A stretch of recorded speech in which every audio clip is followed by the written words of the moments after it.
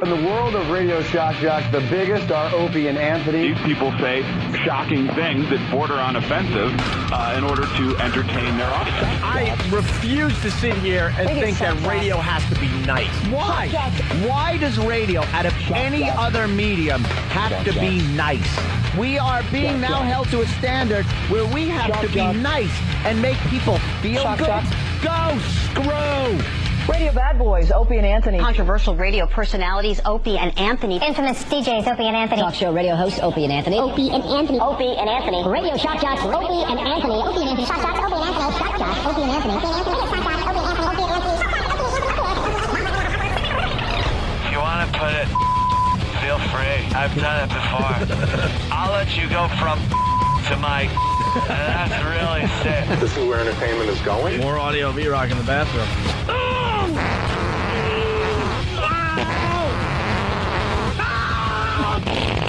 They are sick freaks. Can you pop this in? I want to see something squirt out. Aim it over there.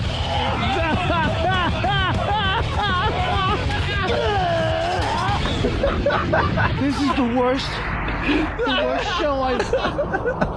This is the worst show I've ever been on. But enough of this palaver. Let's get the show on the road.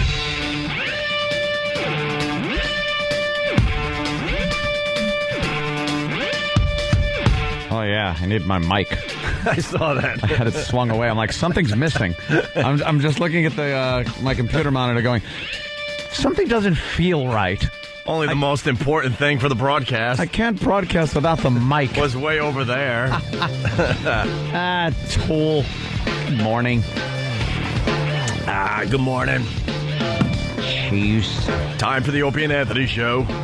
Phones are working. Seemed like there was a bit of a panic about 5 minutes ago. We're all right. We were panicky Pete. All right. It looks like the phone number's working. 877-212-ONA. O-N-A. On this fine 2 for Tuesday. No? 2 for Tuesday? How about we play twofers today? Twofers, everybody! How far? No, we actually got our own Tuesday thing happening. Oh, right. Let me see if I could remember. Try to remember all of them. Nope, can't remember. Come on! Tuesday. Come on! Tuesday's the big get. Extreme Camel Toe? That's Thursday. Damn it, I knew it was a tea day.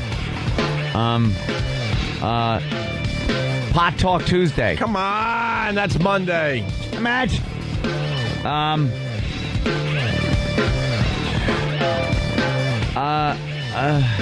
I hope you're kidding, by the way. I have no idea. It's Tuesday. Tuesday's the big get. You don't know? You don't know? Phone call Tuesday? That's Thursday. Damn, the Thursday thing has got me all...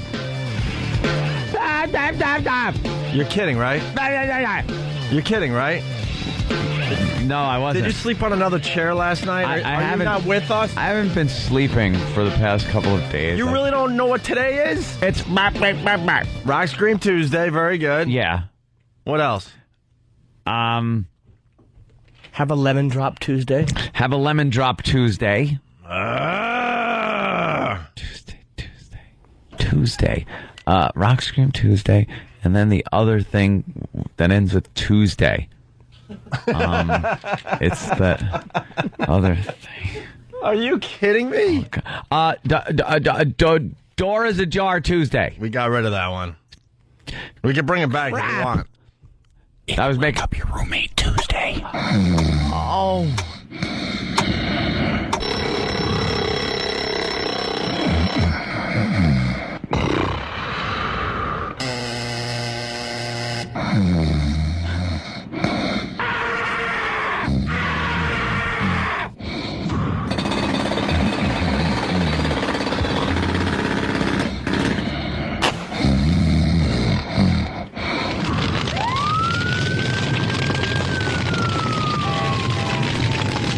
That's the worst fire sound, by the way. Yeah. And that was that was the short promo. It's Short Promo Tuesday. Huh? It's real short promo Tuesday? Because that one, wow, that was a short one. Well, if the disc was marked right, that was supposed to be the Hummer Tuesday. Oh, Hummer Tuesday. Damn. But instead of Hummer Tuesday, you got the Wake Up Your Roommate Tuesday in that slot. So hopefully in the Wake Up Your Roommate Tuesday slot should be the Rock Scream Tuesday sweeper. Let's see. It's Wake Up Your Roommate Tuesday. No, that wasn't it. No. Oh my God, this disc is damaged there, E-Rock. Anyway, it's Hummer Tuesday. Yes. See, number 6 is Wake Up Your Roommate Tuesday, and number 14 is Wake Up Your Roommate Tuesday. Now it's Wrong Disc Tuesday. There seems to be a problem. So it's Hummer Tuesday. It's Rock Scream Tuesday. It's Wake Up Your Spouse Tuesday. Mm-hmm. And Far Away Phone Call Tuesday. Already a week has gone by since we've taken our last Far Away phone calls? It seems like just yesterday. I don't think we got to one last week because we were a bit busy, so hopefully today somebody will be calling from far, far, far away. Kevin, what's up? Hey, how's it going, guys? Why are you whispering? I'm going to be waking up my girlfriend with a good old rock scream. Ooh, he's doing a double. He's combining the two. That's pretty cool. All right. Too bad I'm not calling from far away. All right. Are you walking into the bedroom? Make sure we can hear her.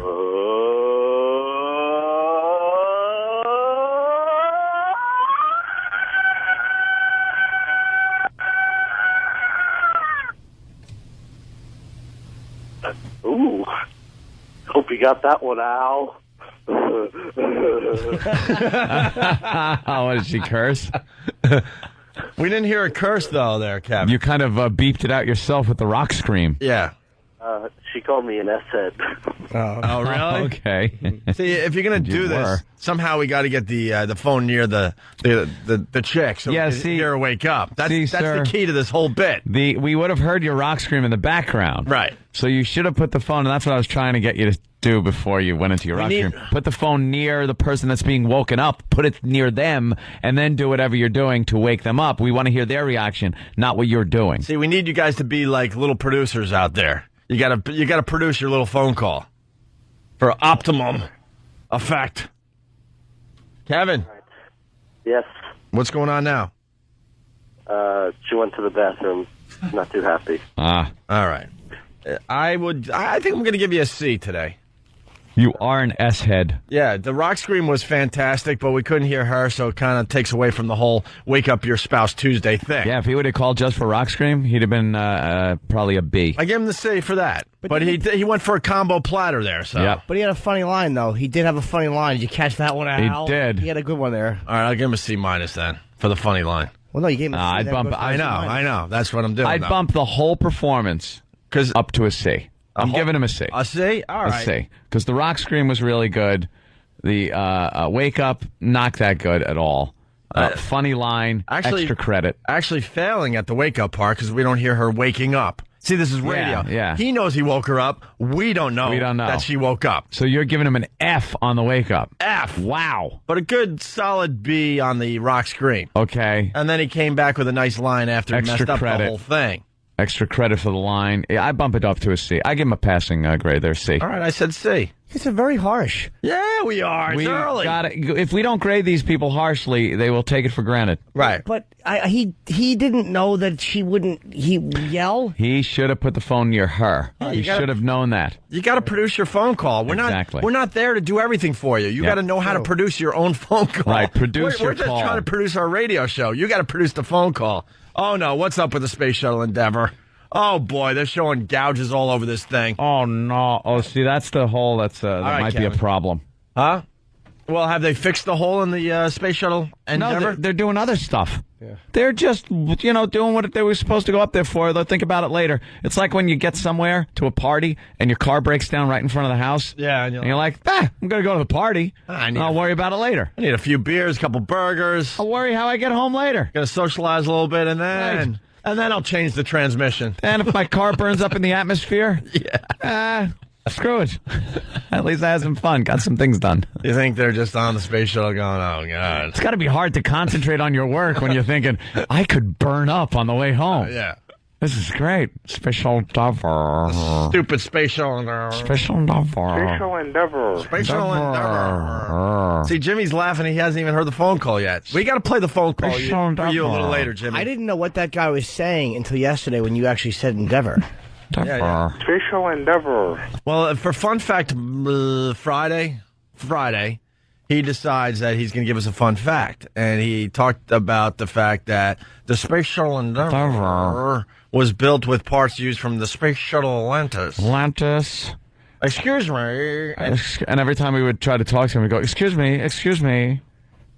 What I'm saying is, and then we kept quizzing him on what he was talking about. We got it. I think we played it this time. Last time we played it, which is a radio no-no. But at least get a little bit of it in. But Jimmy hasn't heard this yet. This is the phone call from Andrew, I think, from Brooklyn. Yes, Andrew from Brooklyn. Here it is. Let's go to Brooklyn. It's Andrew. Andrew, what's up?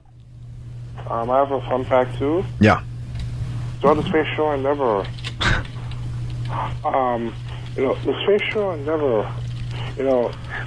The parts that the Spatial Endeavor was actually built. Wait. The what? Spatial Endeavor.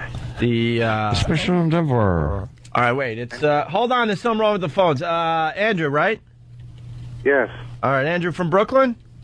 Yes. Okay, you're on the air. What's up? Spatial Endeavor. That spacecraft was actually built to replace the Challenger, and something about the Challenger. Huh? Andy, I can't hear. What? You can't hear him either. No, what ship was built to replace it? I said Endeavor was built to replace Challenger. Challenger. Great. Special Endeavor. That guy's great. Isn't he fantastic? All I want to do is listen to him. Special Endeavor. Apparently so did we. It went on for 20 minutes. Well, it continued there. That was just a warm-up. You're going to have to start over. Sorry. Sorry, Andrew. Go ahead. This sounds really interesting. The Spatial Endeavor, the show that replaced Challenger Endeavor, was actually built with spare parts from the shuttles Discovery and Atlantis that were left over when they were finished build. From they were finished build. The Atlantis? No, I said Spatial Endeavor. It's spare parts. The parts that were used to build it. Excuse me. Yes. The parts that they used to build the Spatial Endeavor came from. Said it again. Special Endeavor. By the way, we got to play the third clip, and I'll tell you why. Because I was listening to this over the weekend, and stupid Bob Kelly ruined the whole bit. Did he? Because near the end of this clip, you'll hear Bob Kelly go, "Say it clearly." Or speak something. No, you dummy. And then he finally says, Space Shuttle Endeavor. Perfectly. He ruined and the bit. We could have done this for us. We could have done this for a half hour. We've still been doing it. Listen, this drove me nuts over the weekend. Because I'm like, why did this end? And then I realized Bob Kelly goes, speak clearly or something like that. And the guy was on to us and said it perfectly. Bob Listen. know better. Sum it up. So the what replaced the what with the what? Endeavor replaced Challenger. Wait, what's Endeavor? Space Shuttle Endeavor. Right. And the material that they used to build Space Shuttle Endeavor were leftovers from Discovery and Atlantis. Yeah. Oh, God. Wow. So the space shuttle in what did he say? Endeavor? Endeavor. Endeavor. What is it? Special Endeavor. What is it again? You got to be clear, dude, and say it loud. Yeah. Space Shuttle Endeavor.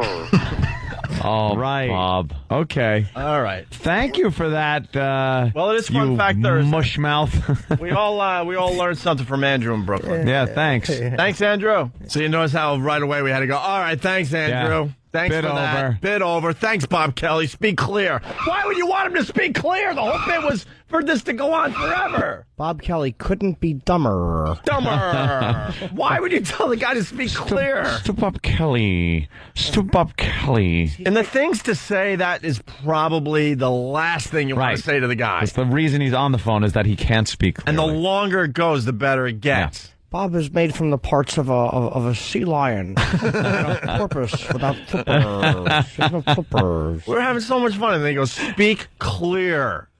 And then he says it, and we're like, all right, thanks for that. Oh, well, thanks for the fun fact. I guess time to move on. You know, you should punish Bob. You should have shaved like the remaining body hair he has, and then taken his nude body and covered it in warm oil, and then everybody just bullwhipped him until he passed out. A good bullwhipping.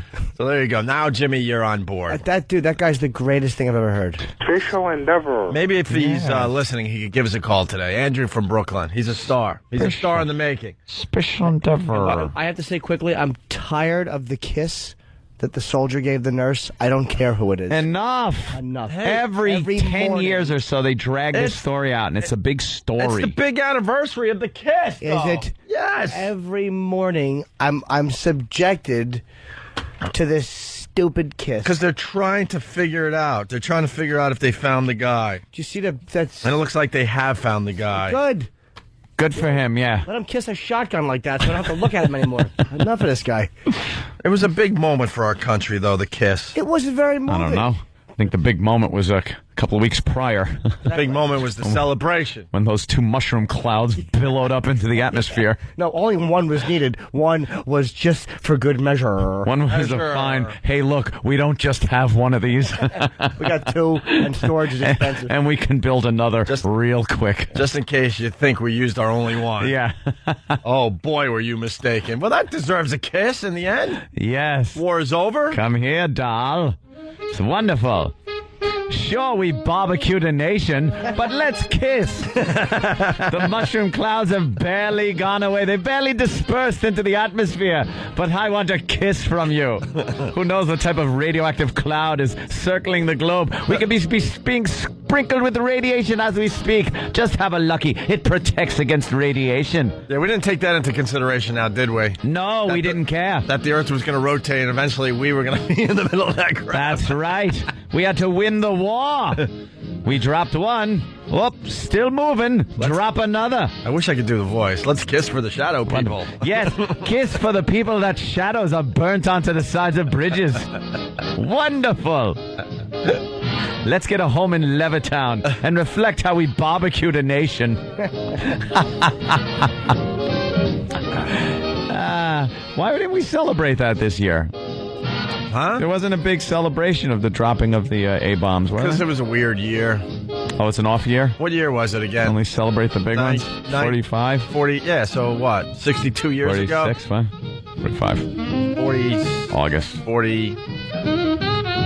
40. I'm going to go with 40. I think last year was a big one, wasn't it? No, 2 years. All right. Let's go with 45. So 62 years. Yeah, 62. That's not worth celebrating. We'll go with 65, though. Japanese take the day off. They probably don't celebrate it in Japan. No, they don't celebrate that. They usually have a somber day of like reflection and the whole no nukes thing, and then people protest that we were the only nation to ever use nukes against another nation. Blah blah blah blah blah blah blah blah blah. It was different times. It was World War II, for God's sake. But we gave them, win it. We gave them a great infrastructure. Yeah, they got the best infrastructure in the world now because of us. We were also the only. They had to start from scratch. We're also the only nation to ever end a war. Like that. Lickety split. Boy, dude, you've never seen a more definitive end to anything. We certainly didn't want that one dragging on any longer. We will never surrender. All right, you got us. Wow, that was impressive. August 6th, 1945. That's right, because it was April 45 that, the Fuhrer. That whole thing ended. He died, yeah. I'm sorry. So then, a few months later, we were like, hey, let's not drag this out. Concentrate all our efforts in Japan, and let's get rid of that. Can I ask a question really fast? We're looking at live traffic here in New York. I know you're somewhere else listening, but there's a van. Oh, that idiot. blocking 2 lanes because he's on some weird angle. Why the hell wouldn't he get out of his stupid van and push it to the side? And that would automatically free up a lane. Does he think he's that important because his car broke down on an angle?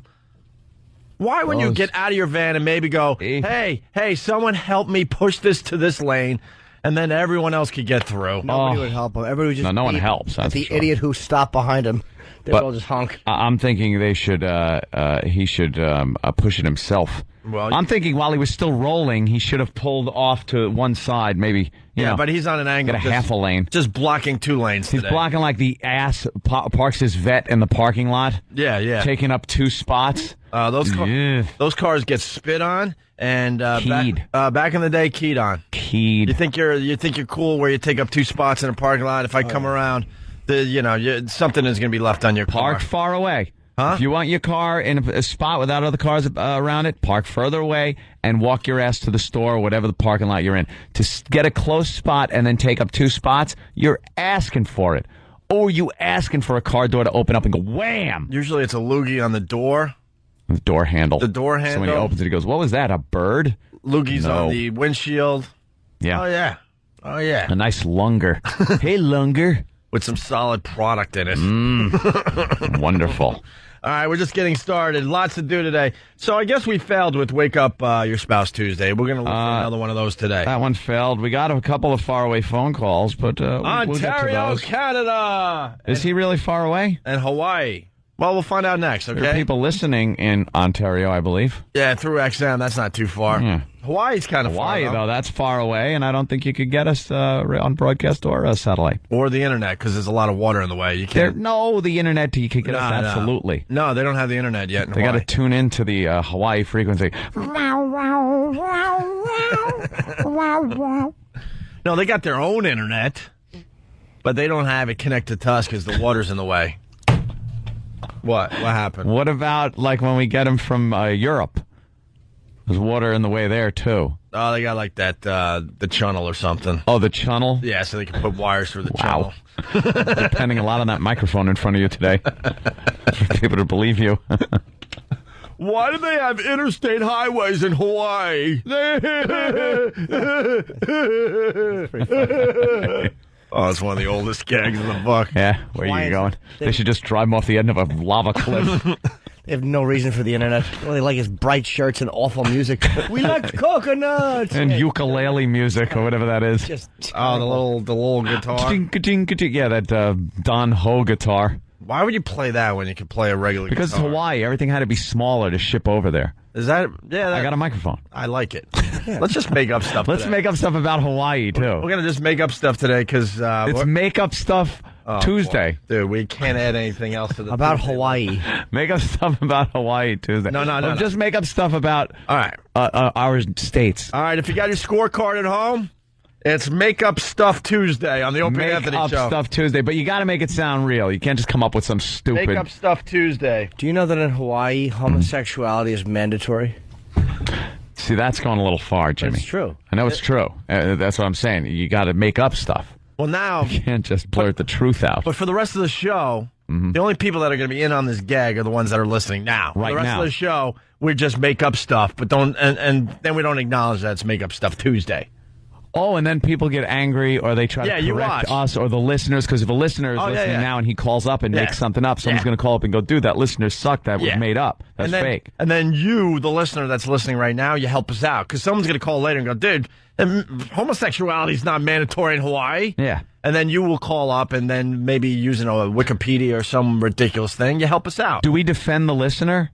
Like if a listener calls up and says something and it's made up because he's listening now, and then someone calls him on it, do we go, no, dude, the guy was right? It's Make Up Stuff Tuesday. From this point on, whatever is said is the truth. Okay. Whatever is said is the truth, and we have to pretty much defend it. Did you just make that up? What? Is that the truth, or is that a makeup? This is what Captain Kirk used to do to get to every alien. He'd beat him with logic. But if I'm lying and everything I say is a lie, then that has to be the truth. But I said I'm lying. Right. Love that one. Spoke him out of the years. People freak out. Look, Make Up Stuff Tuesday. Make Up Stuff Tuesday. After the break, we don't even say it's Make Up Stuff Tuesday anymore. Just the stuff will be pouring in. I don't understand. And then other people that are tuning into the radio will be scratching their head like, wow, I'm learning a lot of weird stuff today. I had no idea about. And then they'll call and go, that can't be true. And then another listener will call and go, no, it really is true. My buddy told me when he was overseas that he saw literature on blah, whatever. Back it up with some help us bogus out. facts. Yeah. I don't understand why we don't even have a sweeper for this. We will, within minutes. It's, but then if we play the sweeper... Oh, Christ. All right, hey, if Tim's going to give us a sweeper, he's got to do it within 5 minutes. It's got to be before the break. Well, no, we have to break, but maybe right after the break. I mean, before the break ends. Like, right after the break, we got to play. But see, if we take a break in another 8 to 9 minutes, a lot more people are joining the program. So do we let them in on it? When we're going to have to, because we have to play the sweeper. We got to play the sweeper. All right. Well, if he has one in time. He better have one in time. It's Make Up Stuff Tuesday on the Opie and Anthony Show. Hey, good morning. It's the Opie and Anthony Show. The ONA virus spreading across America. Well, we got a sweeper. That means it's official. All right. I knew it. It's Make Up Stuff Tuesday on the Opie and Anthony Show. That's it? That is it. But he didn't make anything up and add it in. He didn't have time.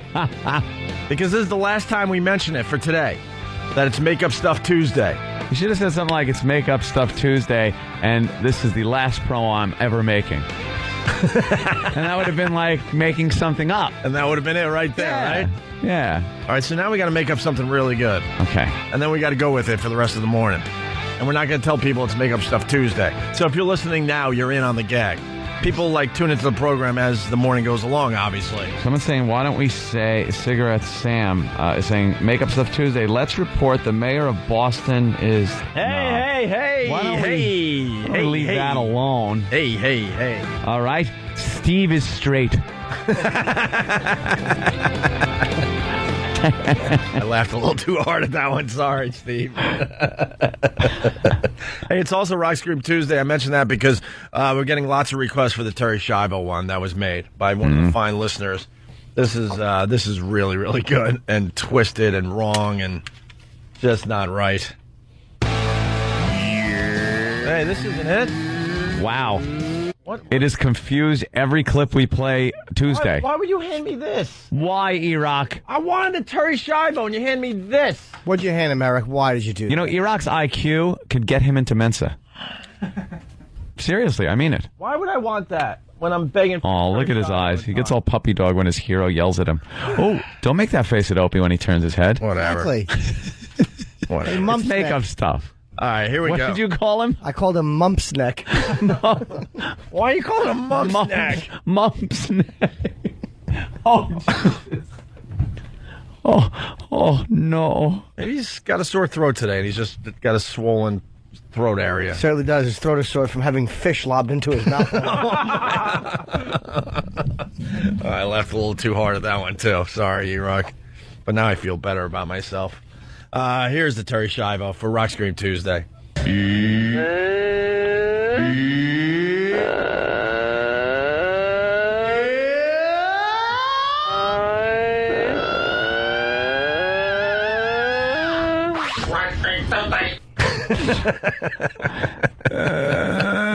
She's doing a good rock scream. It's great, though. That is really funny. Yeah. All right. Hey, what's going on with this UFO video? Oh, my God. Have you seen this? I finally took a look. It's a UFO over Haiti. Yeah. And so some people are hanging out. I guess there was a party going on, and they're videotaping. And then something gets the guy with the camera, gets his attention, and two UFOs, which, I mean, you can see, they are obviously some type of flying craft, fly right overhead and continue on their way. And you just see it. It's amazing. It's some of the clearest, best footage I've ever seen of UFOs ever. This should just break the whole UFO thing wide open. Well, it's a... oh, wow, look at that. Look, you seeing it? Yeah, I see that. Dude, that's... we've been visited from space, from aliens. See, I want to... There's no other excuse. People are viewing this thing all over the internet. It is way past viral. It's millions of views at this point. Yeah. Many different versions. You're looking at two UFOs clear as day. Look at that. They come from behind this palm tree, right, and then right over the guy's head that's taping it. He does a good job of holding the camera because a lot of times UFO footage, it's all shaky, but he does a pretty good job of holding the camera steady, even though he must have been very excited to see this. Well, there's something about seeing something very unusual that makes the camera person just lose their minds. You know, the Bigfoot footage comes to mind. They just, they hand the camera to Christopher Reeve. Christopher Reeve, damn it. He's dead. Michael J. I meant Michael J. Fox. Damn me. Wait, and then but at the end of the video, look at this big other stupid UFO that comes in. Wait, there's this big clunky UFO. Hold on. Oh, yeah, big clunky one. Wait. What do you mean? Oh, look at this awful one.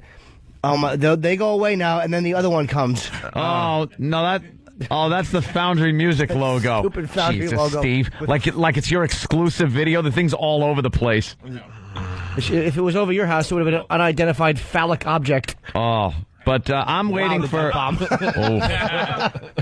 Takes the heat off of my stupid joke. Shuttle Endeavor. See, everyone's laughing again. It's the Shuttle Endeavor. But I don't know why the president hasn't commented on this. World leaders haven't gotten together to comment on this video because it really confirms that we are not alone. Yeah. It's fake. What? This is what sucks about living in this day and age. People can make these videos now, and now it's going to confuse everybody when the real UFOs start flying around. See? And no one's going to believe them. No one's going to believe a goddamn thing. This is so fake, but very well done, to the point where people are buying into the fact that this is two actual UFOs flying over Haiti. This is huge arguments going on the sites YouTube and Break and every video site. Huge arguments going on back and forth that it's real, that it's fake. It's fake. It's so fake. The whole scene is CGI'd. But now the UFO people, they know that now they're safe to fly around all over the United States because now people will be like... The UFO people? Yeah, I don't know what they're called. Like, we're Americans. I don't know what the UFO people are called. They're UFO Americans. They're just UFO people. Be nice. Words hurt. Until we label them, they're just UFO people. Bunch of Mars lovers. Watch your language. Green people will come here and have us thrown off the air. I like to call them UFO people. These UFO nuts will argue about this. I watched a Roswell special last night. It was an hour I was up watching it. And despite all of the evidence that has come out against them being UFOs, and I always wanted them to be, but it really does look like they were not UFOs. Some type of weather balloon. They still won't stop. No, they won't stop. They're drawn to it like... It was something that was used to test. It was to monitor Soviet nuclear tests, which I do believe. But wasn't it hoisted up by balloon? Yes. Yeah. But not a weather balloon. It was, okay. It was a balloon for testing. Yeah, it was always something about those stupid Soviets. So they'll argue this. No matter how much proof is given that this was CGI'd, they'll scream that it wasn't CGI'd. Well, yeah, they're the whole 9/11 thing. Here's what you do. That's all you have to go to, the stupid 9/11 conspiracy theory people. I know. I mean, if they're convinced that we blew up the Twin Towers, of course they're going to believe this is real. There's another video out there on YouTube and a few of the other sites called 9/11 was an outside job, right? Instead of an inside job, and some kid who doesn't do it very well, but there's a couple of moments in there that are pretty funny. It's talking about Building 7 coming down, and he goes, this was not hit by an aircraft, yet it fell. He goes, I cannot understand how a building that was not hit by an aircraft can fall. And he switches to this picture of one of the towers coming down from another angle on Building 7 and completely hitting the front of Building 7. He goes, it just doesn't make any sense that this building fell down. He he could have done a better job, but there were a couple of moments in there that really, you know what though, he's onto something. Rip apart that stupid loose change. But he's onto something now. Someone will take his idea and really make it good. But this UFO video over Haiti getting a lot of talk on the internet. If you go to www.e- oh boy, on software, e-onsoftware.com. Okay. That's what did it. How do you know it was this company? I did my research last night, and right on their front page is an example of that palm tree setting and the sunset, and they have other examples that you can click on and see videos that this program does, and you'll see that this program was used for this. You know what's funny about this UFO video over Haiti? The poor people are going to believe it. Of course. The poor people are going to really believe it. Yeah, oh boy. That's what it comes down to. The poor people. They're going to think there's UFOs flying over Haiti. They'll think it was bringing them medicine and clean drinking water. Stupid poor people will buy into it. Right now they're all dancing on garbage, happy it's going to come back and take them somewhere special. Thank God. But it's a great day for the UFO people because now they can fly around America. People will be filming them like crazy, but then everyone will be like, that's obviously CGI as well. They, Now, some guy, think of the poor bastard that really sees a UFO now. Yeah. And has a great HD camera, can keep it steady, gets a great shot of a real UFO flying over his head. And people would be like, oh, yeah, well, obviously you could tell that's fake. Yeah, remember that Haiti video? Yeah, that looked good, too. Same thing. And it probably wouldn't look as good as the Haiti video because it's real and it's not CGI. You know, like in the movies, stuff looks really cool that in normal life doesn't look that good? Mm-hmm. That's what it'll be like. It's like, oh, come on, the Haiti one's better than this. Well, now you're going to have to just catch a UFO person and collar them. You need, aliens now. You're going to have to catch one of them and put a dog collar around them. Walk them around? Until the authorities come and pick them up. Yeah. Let's Poor say little fella with a big head. Big head, big eyes blinking. Blink, blink. Getting all dried out. He needs gallons of Visine down here. What are some of the comments that go along with the UFO video from Haiti? Oh, my goodness. Is there a lot of people buying into it? Or is it? I would imagine it would be like 75 no way, 25% yes. Well, if I had to guess. If you go to the oldest ones first, you'll get holy crap type of responses. Like, oh my God, yeah, it's real. Yeah, that was sweet. Oh my God, there's some freaky stuff going on. The government has all sorts of craft like that. And then you go to the most recent ones, and they're onto it. So it's like fake. If you look closely, it's the same trees. Hey, why are we going to go to the movies if we can make the same crap at home? This is the same kind of effects used in the new Battlestar Galactica. What? Notice the same kind of zooms and off-focus shots. But seriously, Ant. Yeah. If you can make this crap at home, why would you want to go to the movies? Why would you get excited for the next action? Someone's got to write some compelling stuff to go along with it. Yeah, but most of the stuff isn't compelling that they write. That's true. Just you got to be a computer nerd. Hey, we got a guy that actually saw a UFO once. It's Joe in New York. Joe, what's up? Hey, Joe. It's Joe in New York. Yeah, how you doing, man? I actually saw a UFO when I was, 7th grade. Yeah. And I'm telling you, it's not like I tell everybody. It was just me and my friend hanging out 2, 3 o'clock in the morning, lying out, just talking. And then there must have been 100 shooting stars that day. Yeah. And then we went back out in the house. As soon as he went in, there's a UFO maybe about 200-300 feet above our heads. Huge. No noise, no nothing. Nothing crazy like Close Encounters, but... But you saw something there? And you have no doubt in your mind that you saw a UFO that night? 100%. Never doubted in my entire life. What about... Because it was so low, it made no noise. Could not have been a helicopter. Could not have been a plane. It just... And then it was so fast. I mean, it was slow when I saw it. I ran to call my friend. He came out. By the time he did, it was like 90% over the building. Were there lights on it or something? Yeah, we were a 2-story condo, so it wasn't that high. And we went around the corner running, and then it was gone. Nothing. And you weren't able to get a camera or anything so you could get some documentation of this thing? Nah, it was 7th grade. 7th grade. He'd pull out his phone camera? Yeah, good point. Or good point. I'm like 36 now, man. They probably didn't even have digital cameras back then. When you told people, it was big. Did anyone? Did anyone?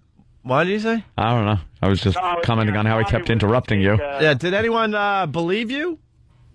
My friend did, because he said he saw the tail end of it. Right. I never really believed that he saw it. I think he was just saying it because he wanted to. He wanted to say he saw it. Oh, he wanted to be a part of it. Aw. Yeah. Little creep. Nice friend. I told my friends and family, but that's about it. You ever tell the authorities? You ever tell anybody? Nah, I mean, just really close friends. Yeah, that's gotta suck. Back in the day, if you saw something crazy in the sky, you couldn't film it or anything, and then what do? You tell the authorities, and they're like, "Here's what I saw." And what are they gonna do? They'll call you a liar. Yeah, thanks. We'll make a record of it. Yeah. All right. Well, take this down, and if we got any other reports, right? Kook. Yeah. And they got a nice coat for me, straps in the front, right? Yeah. All right, Joe. Thank you for your story today. Yes. How awful would it be if we realized that there's another civilization so advanced that the only aliens that come here are the dummies of that society? They just know to bypass this crap hole. Like the aliens that are so advanced, like these are the retards of their society. Yeah. So we finally see them, and they all have big heads with Pete Rose hairdos, and they've come for our Jello. Let's go to Eric in Colorado. They meet with the president, and he goes, "Tell me about your world." And they go, "Ah." Yeah, well, we're like the crappy, like the truck, like the monster truck shows of space. Like the only the white trash and the morons come to see Earth. It's like a bad amusement park. How do you know? And like the real upper crusty aliens, they never would be seen dead here. They go vacation. They go somewhere else. Yeah. And this is just a crap hole. This is the giant ball of twine of the galaxy. It's the seaside heights of the Milky Way. Yeah. There you go. Asbury Park. Let's go to Eric in Colorado. Eric. Morning, boys. Love you. Love the show. Yes, Eric. Yeah, I heard a news story about 3 or 4 hours ago on another radio station that supposedly somewhere in Nevada late yesterday afternoon a semi hit an alien. What? Wait, in Nevada? In Nevada, I guess it happened on. They call it the Alien Highway. It runs north out of Vegas. But yeah. Supposedly, a truck driver was going along and he hit a alien. And I'm not talking a Mexican illegal alien. I'm talking right. Why do they call it the Alien Highway? Because supposedly you see a lot of UFOs along this highway. A lot of truckers, I guess, see a lot of strange stuff driving at night and everything. So, to track the trailer hit one, and that's just breaking now? That story? Well, I heard this story, like I say, about 3 hours ago on another radio station. So, it's probably true. I don't know. Well, if anyone else has anything on this, please give the show a call, 877-212-O&A. We'll start Googling and see what we can find out on this. Did you hear that they had captured an alien? Thank you, Eric. They captured one. Apparently, like he slipped in the milk aisle of a Pathmark and hurt his knee. And he said, "I'm from another world," and he's now suing. All right, we got to take a break. A lot of UFO calls coming in now. Yes. I don't know what that's about, but Art Bell. Hey, by the way, the UFO video over Haiti. Yeah. Al will definitely link that on his show rundown. Oh, who hasn't seen it? My God. 923krock.com. Go to the Opie and Anthony page, and Al Dukes does a nice show rundown every day. And he adds all these links of the things we're talking about. So this link will definitely be up there today, okay? Yeah. It's Opie and Anthony.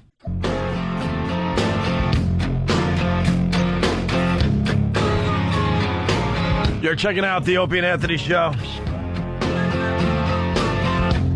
I've just been handed another sweeper. Oh. He's slightly behind. But he doesn't know what we're talking about at any given time. It's an official alien sighting. Hey. On the Opie and Anthony show. Yeah, we got one of those today. There's a story coming out of what, Colorado? An official alien sighting. Well, it's official if it's on our show. Yeah. A little story coming out of Colorado we're trying to get to the bottom of. Yeah. Some trucker may have hit an alien last night. It's on the road that runs the up Alien to Area Highway 51. Like yeah, that? They call it Alien Highway. Yeah. And apparently an alien was struck on the highway. The extraterrestrial highway, I believe it's called. Route 375. There you go. We're getting a little more info as we move along here. Hey, we're getting lots of requests for that news clip of the news anchor laughing. Oh, yeah. And not the one you know and love from this show, Muttley. Snidely, Whiplash, and Muttley. Your anchors.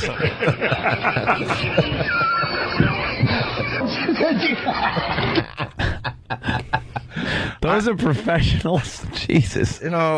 I was thinking about that clip. We've probably have played that over 100 times. Yeah. And it's still not old. It's their laughs. It's just, I could still listen to that. They're great. No, it's the new one that came in yesterday, just in case you weren't listening yesterday, at a horrific truck accident Yeah, this story just gets worse and worse as he keeps telling it, and he just can't hold it in. And for some reason, he starts cracking up. The guy's out of Nebraska. It's Jay Warren of WSLS.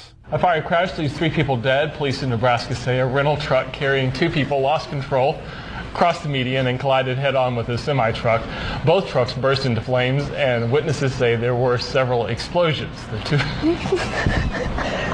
Excuse me. The 2 people in the rental truck and the driver of the semi. This is a sad story. Excuse me. Were killed. Crews say they had fires contained in about 10 minutes.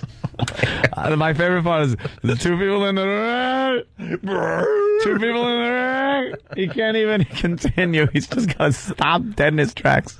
What an ass. Can you explain what happened? We're still trying to find out. No one knows. Did someone drop a gasser right before that story came up? Now that's something that could have happened. Maybe it was the Otters holding hands. Crash of the day on the Cross Island. Yeah, so? Wow. Hopefully one of the Otters was involved with that. I hate those that's got to hurt. Otters. Well, we talked about this a while ago. When you do morning radio, you get to see Crash of the Day. Mm-hmm. It's one of the first stories they do every morning. It's some horrific car accident on your highways. And they love to show it. And by the time most people are awake and watching the news, they've already moved on to other news and they've cleaned up the accident site. Damn, another Long Island home invasion. I hate these. Why aren't they at my house? You want them to break into your house? The last thing they would think of is, oh my God, this was the mistake we were talking about that we shouldn't have made. Yeah. Oh my God. Because you got to figure. So why don't you just when some guy is doing a home invasion, right? Yeah. He's like doing it, and then they run out, do whatever they do in there, terrorize, murder, or even or just rob property, whatever they're doing, and then they leave and go, God, this is so easy. This is so easy. We just go in, we do that. But when all of a sudden they see that flash from the business end of a shotgun, that last thought's got to be, oh, damn, I picked the wrong house. I got a great idea. Oh, damn. Yes? Great idea. What? Give out your address. All right. Watch the action ensue. Watch the war start. Yes. No. Just get it over with. Get it over with. No. You want to shoot an intruder so bad, why don't you just get it out of your system? Nope. I don't want to shoot an intruder. If there was one in my house, I would do what I have to do. Your trigger finger is getting very itchy. I would do what I have to do in compliance with the laws of using deadly physical force. That is what I would do, my friend. But I'm just thinking of the mindset there. That's got to be kind of we've done this so many times and never had a problem, and now, look, any minute now I'm just going to have the shotgun loads just go right through me. I see that flash. And their last thought would probably be, why am I hearing German marching music? It's 4 in the morning. He probably flips a switch. I'm being shot by Himmler. His first thing is he jumps out of bed, flips a switch, so there's just German marching music all over his house, and then he runs for the shotgun.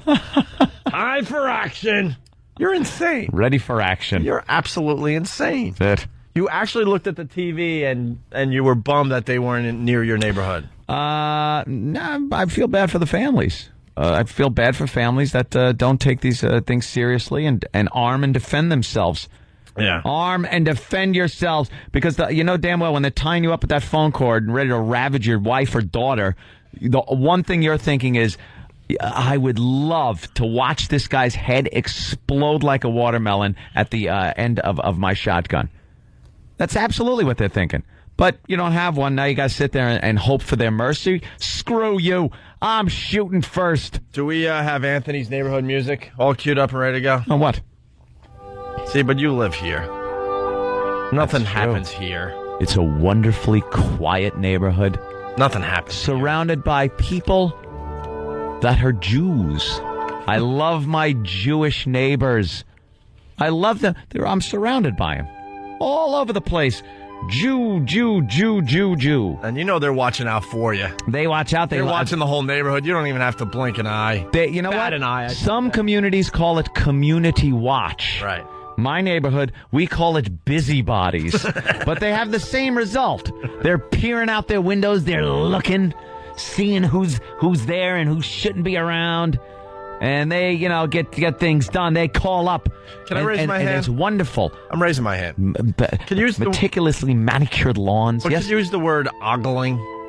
They're oogling. Is it? It's ogling. Oogle, ogle, ogle. I say they're ogling. doing all three. Well, I know how to like write it in a crossword. You that good can't enough? pass by one of my neighbors. Yeah. In your vehicle without them looking at you.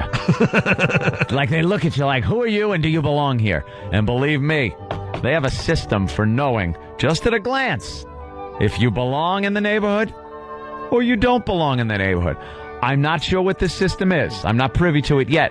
But I know that in my neighborhood, my Jewish neighbors that are all around my neighborhood all have a system because they've lived there longer than me. So they could just by looking know if someone belongs in that neighborhood or doesn't. Like if he appears to be a potty-mouthed Italian, maybe? Well, I would think if some Italians moved in, there would probably be a problem. Not me. When are they going to try to get you out of the neighborhood? When are you guessing? When are they going to get brave enough to go, all right, look, we got to get together and get this guy out? I think they look at me like some kind of a freak show. I'm some kind of anomaly they could live with. You got them all scared. You'll leave in the middle of the night. You leave in the middle of the night, you come home by like noon, and you live in a really nice house. They're like, man, he's doing something illegal. I'm not sure if they, Oh, here comes the drug dealer. Maybe they don't know. They think I'm dealing or an organized crime. Here comes the drug dealer. Here comes that Italian, and you know what they're all into? Organized crime. Dude, you should, make videos. Oy vey. You just leaving in the morning by just piling shovels in the back of your truck. And rolled up carpets. Carpets, shovels. That would be funny. And lime. Lime and shovels. Yeah, and then at noon you just unload your shovels, your carpet. Make sure to make a little noise. Like drop some stuff and go, oh, hey, what are you doing? I'll go dropping the shovels. You see some lights click on around the neighborhood, and the curtains open up, and they're like, what are they doing? Harvey, what's going on out there? I don't know, but it doesn't look good. Yeah, because there's some people in your neighborhood, they know who you are, but there's others, they're trying to figure out, he leaves at 4:30 in the morning, comes home by noon? He's putting a rolled up carpet in the back of his truck? What is this?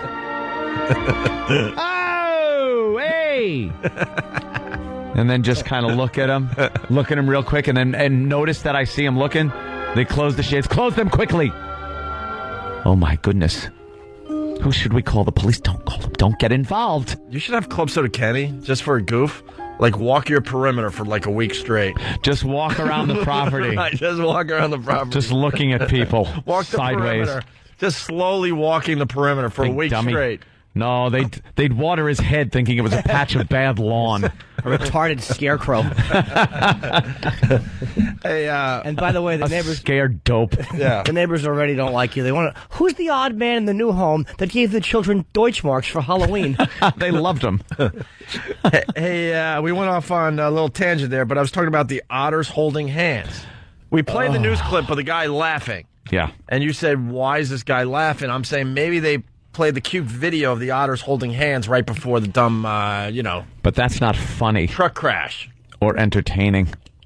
But it's got over 7 million hits. Well, we went to the otters holding hands thing because the UFO over Haiti, on one side alone, has 1.5 million views, something like that, closing in fast to 1.5, and then we're like, what is wrong in America? And then Dan points out that the Otters Holding Hands video, which is beyond viral, has 7.7 million views, and it's the most boring video. When I first heard of it, I thought there was going to be something exciting. I don't know, like the otters are holding hands, and a predator, some type of killer whale, perhaps, I don't know, comes up and bats him 50 feet in the air and then swallows him whole. Yeah. That would have been good. But as this video goes on, you realize it is two otters on their back holding hands, just kind of circling in this pool. And that's it. And humans like to see this because they're thinking, wow, they got some of this human stuff in their little otter brains. They're adorable, and they're holding hands because they're having a relationship. No, it's two otters that just happen to get tangled up, and they were too lazy to untangle as they're floating on their backs. You think that's it?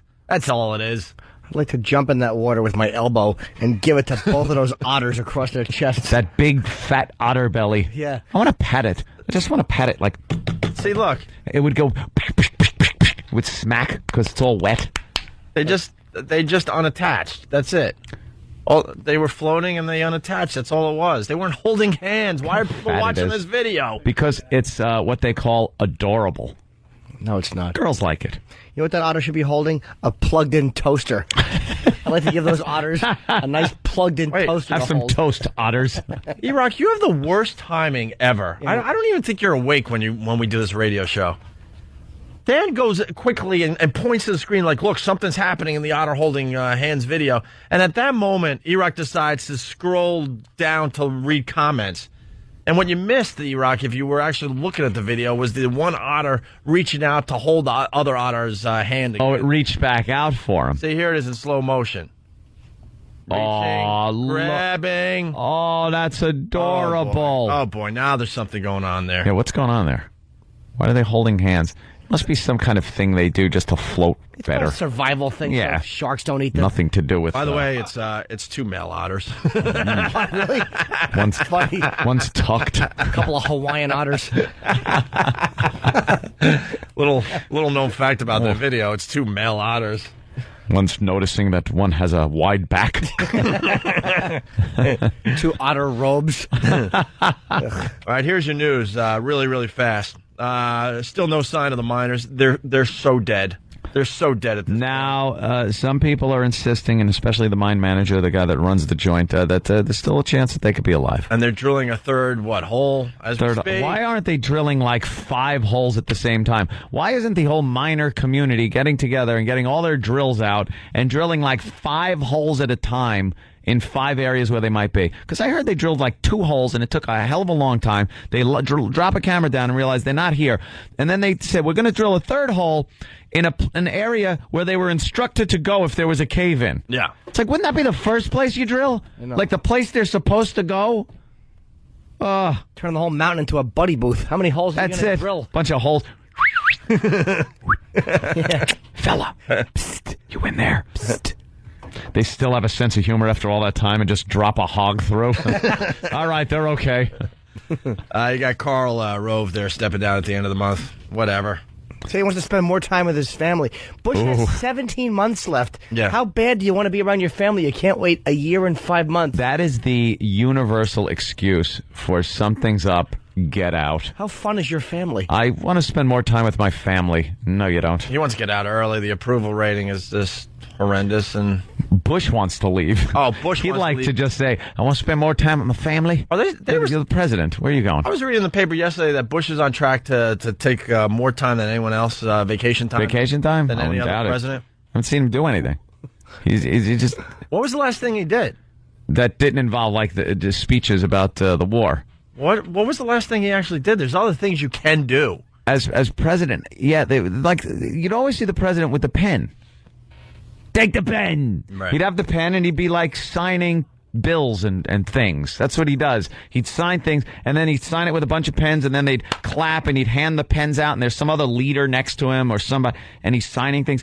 I never see Bush doing that. Yeah. You never see him doing anything. Nothing's getting passed. They just kind of... Everybody's doing nothing. They can't get along anymore because the Democrats and Republicans are completely divided. And he just... It's speeches about the war. That's all we get. And more bodies. And not enough aggressive tactics over there. Too many rules to abide by. You know what, though? Those poor bastards that one guy gets shot by the sniper. And they lure 5 more soldiers into a booby-trapped house and blow the house up. Now, how the hell are things like that happening? We should be carpet bombing. Mm-hmm. Well, they have robot technology, though. Lots of robots. I saw the video. The robots. They're working on the robot thing now. Predators. To fight the wars. Predators flying up there, and then they got the little robots on the ground. You saw the little robots on the ground? Robot holding the rifle. But can't you just hold the little robot's arms if you're in that area? Got to get up to the robot first. And you think the technology's good enough where there's no way you get close to the robot? Know. You got a robot with machine guns on it. I'm thinking you sneak up behind the robot, grab its little robot arms. Sneak up. Then what? Then what? Sneak up on him. Or just push it over. How's it going to get back up? You don't drop him in while with a parachute behind enemy lines. You point him towards the enemy. Throw water on him. Watch him rust. Just stop. It's the Tin Man. Watch it go over a rock and just fall over on its side. Then what? Then what? Then what happens? I don't know. What do we got on Karl Rove? That you had a little fact about him there, Jim. A factoid? Oh, yeah, that his father, I don't know if it was his natural father. I don't have the paper open to where it should be. But it says here he was his biological father abandoned the family, and he had an adoptive father. And I think his adoptive father announced he was gay in 1970, divorced his wife, and she committed suicide in 81. It's really weird. That'll keep you stable. But when you think of how anti-gay the Bush administration is, and how many apparent tie-ins they have, with Cheney's daughter, and his, I guess, was adoptive father. That's a bit hypocritical. Yeah, it's silly. Maybe there's probably a better political term than silly. I think that might be why they're so against it. Because they think his adopted father pretty much, in his mind, may have been responsible for the death of his mom. Oh, all right. Right. So he might not like the gay people. Just for the heck of it, what's your name, sir? Peter Fitzgerald. All right. Thank you, Mr. Rose. Oh, Patrick Fitzgerald. Patrick Fitzgerald. All right. What? Well, we just want to ask you some questions about. We could go right to the. What is this? Oh, this we could go right so to the meat bad. of the whole thing. This is so bad. Who is that? Who is that? I don't know. He was some master of ceremonies that was talking with Karl. And was Rove. Karl trying to improv when he said Peter and Patrick? Yeah. Trying to be funny? Yeah. It's the correspondence dinner down there in Washington, where he does the rap. Is this for? Okay, I think this because he's trying to be funny. Yeah. Knock knock. Who's there? My dad's queer. Here we go. Kick it! Carlo. Oh, sorry. Jeez. Yeah! Now listen up, suckers. Don't get the jitters. This is the MC. Rose tears the heads off of critters. That's true. It's cruel to see, but he's gonna be about animal cruelty. He's a man. He's a treasure trove. Tell me, what is your name? I'm MC Rose. That's right. He can't be beat because he's so white from his head to his feet. But he will rap. It's actually the MC is doing the rap. He's doing the rap, and Karl Rove's just doing that silly white man dance. And he's going, "I'm MC Rove," and he's doing the worst white man, black man dance. It's horrid. When you give him a chance, look at him move, doing a rapping dance. That's true. He's a dancing resident. He is the sidekick to the president. He's going way above. Tell me, what is your name? MC Rose. MC Rose. He's rapping and chilling and showing his charm. He will do it without fail. Get out his gun because he's shooting quail. This man will never stop. Look at him jumping up and down, ready to hop. Oh, he's going to jump up and down. And guess who loved Hog? Yup, his pop. Ready to hop. He's got so much to prove. And tell me, you never saw this man move. Doing the dance, the Karl Rove dance. Yeah. Doing the dance, the Karl Rove dance. Dancing and talking. And having fun. Look out, Mom, she's got a gun. Time for a little shock with the Colin over there doing the old beatbox. Sounds like his dad in the front seat with another gentleman.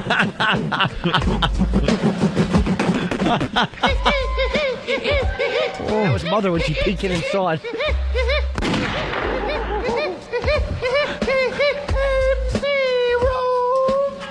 You were such a helpful treasure trove. Tell me, what is your name?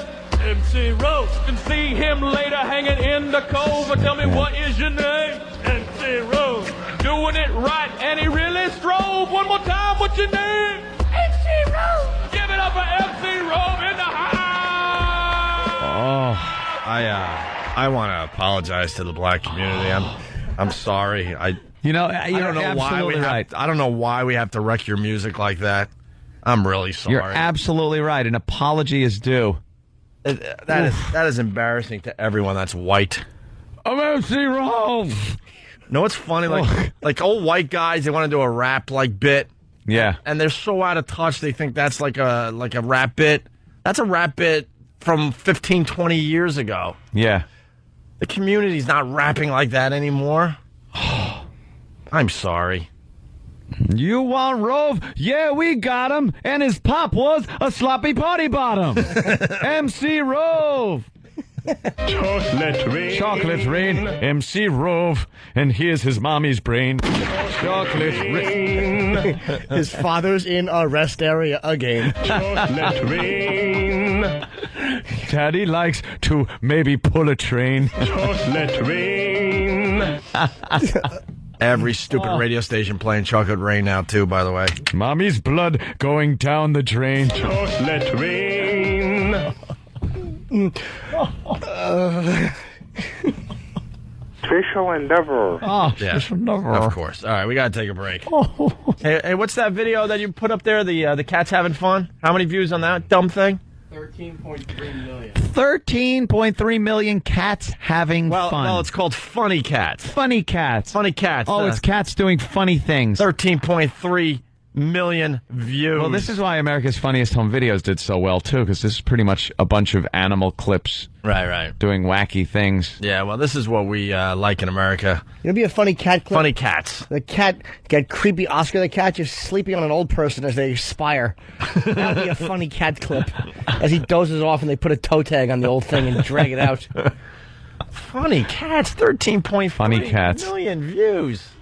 Ugh. Hey, when we get back, we do a tribute to Brooke Astor. I know our listeners really have a soft spot for her. For Brooke Astor. The old socialite who died at 105. Yes. Jeez. We also got to get into the Van Halen announcement. Yes, that's huge. And we want to start a new contest. Yes. Guess what city the meltdown will happen? Well, we got some audio from their press conference. Where the tour ends with fisticuffs. We should guess what city the meltdown happens. Let's get the tour. Wait, should we break it up into what city Eddie starts drinking in again? Right. And then what city... fisticuffs start, and which city just the tour ends. Yeah. So drinking, punching, the tour's over. Yeah, let's get into that as well after the break. And Vince McMahon, his storyline is just terrific. What now? Another wrestler died overnight. I'm MC Rowe. Chocolate Rain. We lost another wrestler, Crush. And Vince McMahon was too busy with his new storyline where he has his daughter, Stephanie McMahon, telling his father, Vince, that his illegitimate kid is a WWE superstar. Well, I hope it ain't Crush. His illegitimate kid is a superstar? A WWE superstar. Stupid Vince.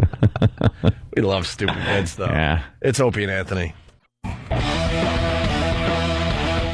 You're checking out the Opie and Anthony Show. We're heading to D.C. For Friday's show. The day before the O&A traveling virus hits Washington, D.C., or actually the Washington, D.C. area. We're actually playing in Virginia. Yes. At the Nissan Pavilion. What do the people need to know if they want to, see us live there, Jimmy? Well, if they want to see us come in and see the studio, there's a limited amount of seats. We're going to be doing car crash comedy. So email live@xmradio.com, and in the subject line, put Opie and Anthony. And with Ron Bennington from Ron and Fez, I'm doing Unmasked that night. So if you want to come to that, again, there's about 50 seats available. Live@xmradio.com, and in the subject, put Jim Norton Unmasked. So, you'll be able to get into at least one of those, hopefully, or possibly not both. But make sure you email, because it's the only way to do it. Yeah, absolutely. Limited seating, folks. And tickets are going really, really well for all three of the final venues. Yeah. So tickets still available for Saturday's O&A Traveling Virus Comedy Show. 8 or 9 comedians from the show. You got your O&A Village. You got the tailgating. It's an all-day event. We're very excited. We haven't done a big event in Washington, D.C., I think, ever. And I broadcasted live there a couple times over the years, but this is the first big event. And I screwed up. Car Crash Comedy we're going to be doing in the studio, but to contact for Car Crash Comedy, you don't have to send one of those general emails. This is sam@foundrymusic.com. So anyone who's doing Car Crash Comedy, I think, will be able to get in, or hopefully. What? Yes, Dan? the Sam addresses if you want to participate as a comedian. Yeah. In car crash. That's not if you wanted seats. I'm sorry. Oh, no, I meant as a comedian. Oh, now it's all confusing for everybody. Sam at foundrymusic.com if you want to be a car crash comedy comedian and hopefully win a spot like that little fella did in Philly. Well, I got a call from Kid Chris, but I wasn't able to return his call yesterday. Kid Chris, of course, works at WISP. Indeed. In Philly, and that little fella wants to back out. He's panicking. So Kid Chris wanted me to call the show yesterday and give him some business. Why would you panic? It's a great opportunity. What do you want to do? Open mic night for the rest of your life? Stop. You get to go in front of, he's going early, so probably a few thousand people easily. I'll tell you why he's panicking. He's 2 feet tall and he's never had free sex in his life. He has to panic. Do we have his number? Can we get him on the show today? Do we still have that guy's number? We met him down in Philly when we were broadcasting live, and he was the first winner of Car Crash Comedy. He's a little fella who has to pay for sex, and he goes to massage parlors all the time, and he was hilarious. And we gave him the opening spot when we hit the Philly area tour, and now he's backing out. Thought he would have done good. Yeah. I think he would do well. They would like him. I don't know what his deal is. We got to get to the bottom of it and see if we could help him out. Hey, we got to play this clip again because we got some info finally. A fire crash leaves 3 people dead. Police in Nebraska say a rental truck carrying 2 people lost control, crossed the median, and collided head-on with a semi-truck. Both trucks burst into flames, and witnesses say there were several explosions. Excuse me. The 2 people in the room... The 2 people in the rental truck and the driver of the semi. This is a sad story, excuse me, were killed. Crews say they had fires contained in about 10 minutes. Well, he's trying to talk to himself. This is a sad story, excuse me. Like, what's he telling us? Yeah, well, we finally got an explanation. We got Sean from Tennessee on the instant feedback. Mm-hmm. Opie, the TV station with the laughing anchor, released a statement saying that the anchor was laughing because a staffer made rabbit ears behind one of the cameraman's head, and the staffer has been released from his duties. Oh, my goodness. For making rabbit ears? That old gag can still get you in trouble? Who laughs at that gag? How old is that? I know. Who's laughing like a retard over the rabbit ears? How goody two-shoes is your work environment where that gets you to laugh during a murder story? Rabbit ears? I'd spit on somebody for that. Well, that's ridiculous. What else is America talking about today?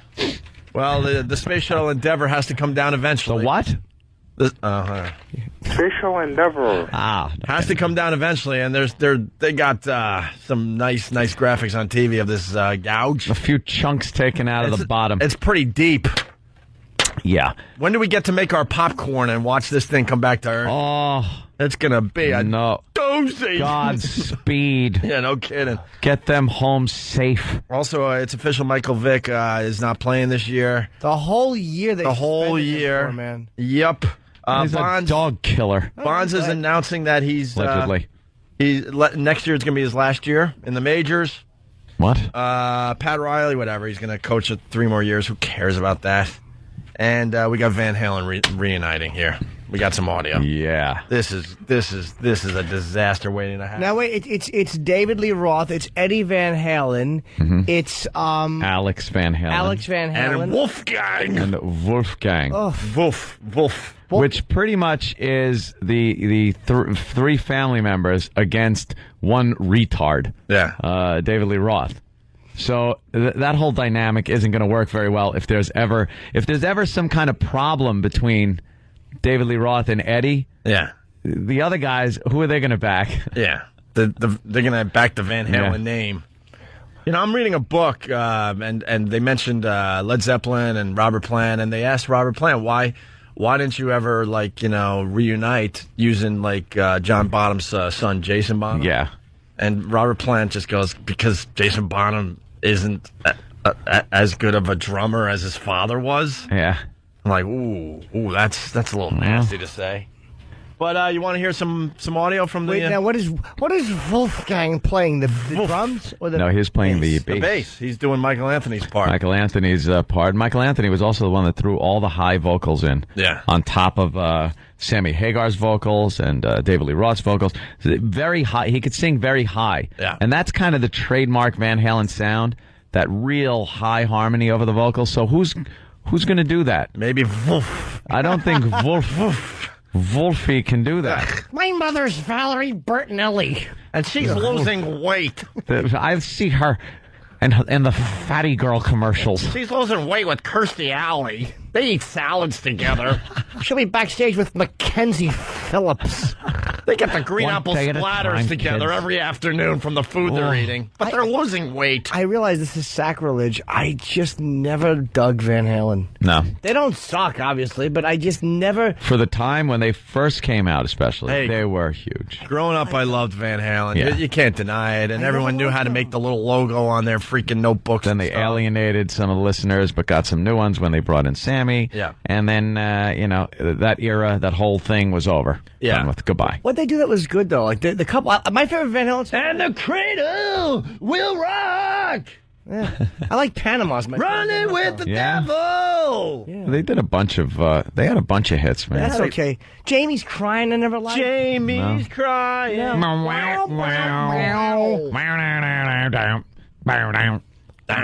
had some... No? I just never Bunch liked... of cool riffs. Hot the teacher. Are you? Well, I got a little... Yeah, That was toward the end. Yeah, Jimmy, that was toward the end. That was toward the We're end. talking about the first few were undeniably great albums. Yeah. I don't... Ain't Talking About Love? How's that go? Oh, my God. Crank up Ain't Talking About Love. Come on. Can you do it? E-Rock. Is it on? See? Am I not the only one realizing that he's a... Yeah, what about Eruption, man? I love how he Come on. I love how he looks over here. Is it on? Because he needed time to kill. Ooh. Sauce, Sass and Opie. Yeah, he is. It's on over here. Yeah, is it? Yeah. Well, you're playing other clips from there, so, what happened? Which one you say? Eruption. I mean, some of Eddie's great guitar work in that. Yeah. All right. E-Rock, timing's everything. Hold on, E-Rock, what's going on? Don't worry about Are you it. pushing the button, it's not working? Talk. It's playing right here. I see it, the board's on, and nothing's coming out. Yeah. Uh-oh, wait a minute. So Eric's saying that he is doing his job, but something is getting... But he's not doing fritzed. his job because he already played stuff from over there, and oh, boy. And it came out perfectly. What happened? So he fiddled with... Did you get Mayo on the board? Fiddling. All right, screw it. Here's Van Halen. Roth says this is the press conference we all thought we'd never see. I love Van Halen. Now we don't care. But this is a complete disaster. Disaster in the making. Waiting to happen. And no one really. The press conference that you probably never thought that you would see happen. After an on and off, often tumultuous 30 years, a new version of the band Van Halen has emerged from the rock and roll ashes. What? At a news conference today, Why is this idiot talking? Original frontman David Lee Roth, for the first time since the flamboyant singer quit more than 20 years ago. Douche. After Roth left in 1985, he was replaced for the next decade by Sammy Hagar. For this 2007 version of Van Halen, Kind of did that. Southern California rockers say not to think of this as a reunion. This is a brand new band. Know this, we are a band, and we're going to continue. Yes. Is that Eddie? It's a whole new beginning. Oh, no. It's a whole new beginning. Oh, boy. Oh, It's a whole new well, it was that, his sinuses. God. He's got some big problems. Oh, he has cancer in the sinuses? I don't know. He's got some problems. He can't breathe through his nose. You know, He's got half a tongue. you know what this means to us, the Nothing. concert goer? What? We're going to have to politely clap for new songs that they're going to attempt to sing for us, and we're going to be like, oh, we're not here for this crap. This is off our Play the hits. new upcoming album. Shut up. Play the hits. The album called Rebirth. Right. Yeah, man. Here's Rebirth. Featuring Wolfgang on the bass. We're calling this one 2007. Running with the Devil 2007. Yeah. Update one song, and there'll be one song called We're Back and Strong as Ever. Oh, God. Oh, if they do that. We're back You know what? and strong as ever. Oh, Together God. forever. We're back. Oh, shut up. You're making me cringe. We're back. With David Lee Roth and Eddie back to back, singing into the same mic. That's right. Like they're back. He tries to do a karate kick and his prostate falls out. And then Wolfgang comes over and helps everything. Wolfgang. And Eddie goes, I cannot reach the stamp. And he licks the stamp, Wolfgang, for me. Why am I talking German as Eddie? Because if you name your son Wolfgang, you got Wolfgang. to throw the accent in there. Oh, my God. If you're known for classic rock, do us all a favor. No one wants to hear your new crap. Throw it on the internet, and maybe some fans will find it. Yeah. Drop something. Holy What is going on around here What today? happened? You knocked over Eroc's lunchbox. What the hell, Tim? Mump's neck. That was Tim this time. Exactly. Yeah. He said something about Tom and just kicked the speaker over. He goes, I'm sorry. I'm sorry. The speaker went flying. Certainly did. I love that we have a professional... Very loud. It's ruined the studio Tuesday. Yeah. All right. So we talk about rock and roll, it just gets nutty in here. Yeah, you got to kick over a speaker. Yeah, that's what it was. man. He was just like being cool. Watch how crazy I'm going to get. Oh. Whoa, you spilled some water on the floor, A little water you on the maniac. carpet. Look at that thing. That's never going to be the same there. No, it ripped out. Let's see if we can get some real, Van Halen clips here. Usually when a band comes back like us, it's rockers with walkers. And this is everything but.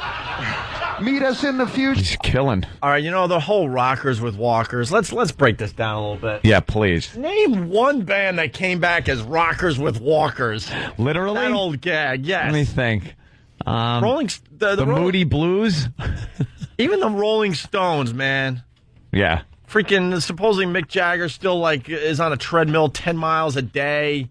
Yeah, he runs we around saw the him at stage Giant like a Stadium nut. about a year and a Yeah. well, now it's probably close to 2 years. That guy was running all over the stage, and he's pushing, 70 at The this Who, point? right? The Who. Roger Daltrey's still singing and running around the stage. Name one band that came back as rockers with walkers.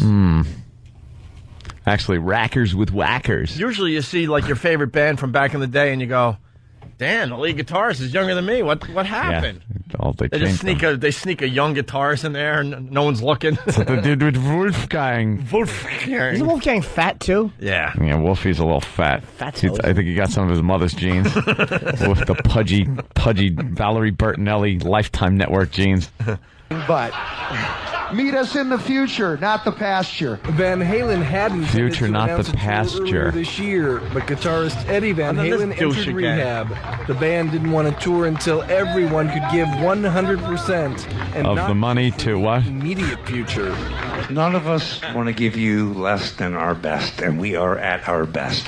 No, you're not. Oh, my God. Don't even say you're at your best. Look. How can you say you're at your best? You're not at your best. I would guess 19... What year you want to say? 79? 81, maybe. All right. 79. I would go in 1979. They were at their best. You're at your best. This is nowhere near their best. At your best. You're not at your best. David Lee Roth dresses like your father. That's not what you want to see when you're thinking Van Halen at their best. Hot for teacher in a sweater vest. Right. We're not wanting to hear I want to give you the best. And look at Wolfgang. Ladies and gentlemen. Who's that fat kid? Oh, he's the fat kid. He's got Valerie's shape, man. That is Valerie Bertinelli. There's a kid that was never denied dessert, huh? He looks like a young Ron Bennington. Wow. It's Wolfgang and Fez. Fez. He looks like a young Ron with a guitar. We are at our best. A band like this, particularly coming after an absence of this amount of time, can get away with a lot if only you do one tour. That's not our ambition here. This is not like the Police. The idea is that this will continue on and on. All right, now. Oh, boy. Let me tell you something. Oh, boy. The Police pretty much got back together for money. We all know that. Yeah. But the Police tour will kick this tours. It has been. My brother went and saw the Police and said it was amazing. Oh, really? Because Sting hasn't lost a goddamn thing as far as his singing goes. The band sounds great. He goes, it was like you were seeing the Police from years ago. They don't look like they're falling apart.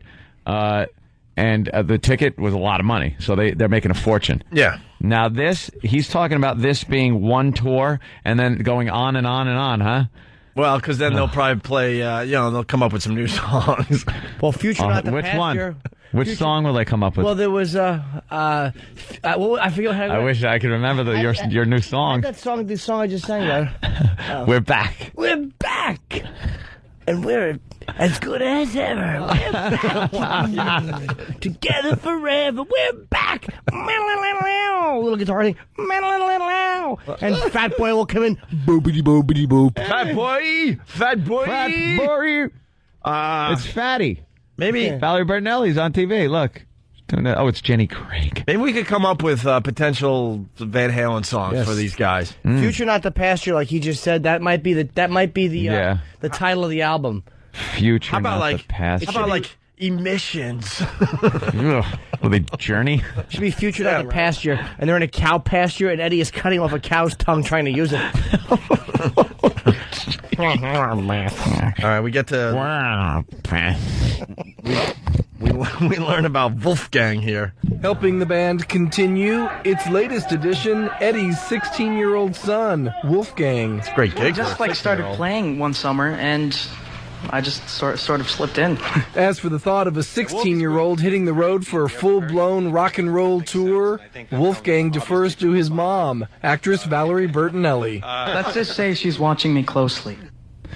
Oh, boy. Interesting. He's going to be all effed up on the road, huh? Great. Good luck to you. Couldn't you get a bassist? Like, why would you use your 16-year-old kid? To keep the money in the family. Right. Oh, all right. It sounds like this has a lot to do with money. Eesh. Why pay a bass player when you can keep the money in the family?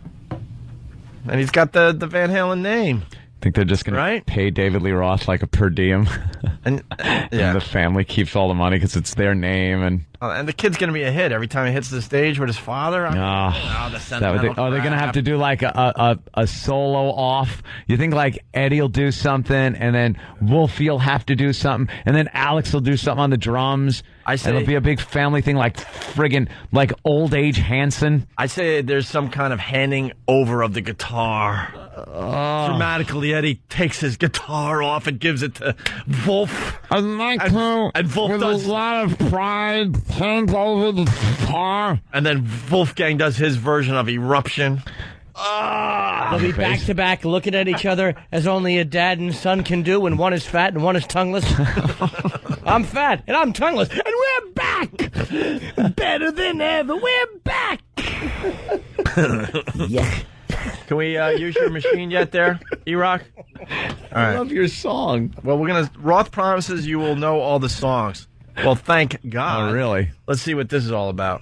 You know, there is a catalog that is as familiar as do-do-do-doom. People to this day stop in Comparing himself crosswalks to and Ludwig act van? out the guitar solos in front of me in 23 different cities here. So there's sort of a provided thing. You know, when the three tenors get together, you only wait for O Solo Mio, and the rest of it you can barely pronounce. With this, you know every single song. You know every guitar lick, every kick, every jump, every drum lick, and we can't afford to shirk that dude. He couldn't have picked like Kajagoogoo. Like when Kajagoogoo plays, you're just waiting. You know, for too shy. He picks the three tenors. Right. I think the people that go see the three tenors are sitting on the edge of their seats for the whole freaking. Yeah, I think if you're going to go to see the three tenors, you know more than O Solo Mio. Can I tell you what I hate about David Lee Roth?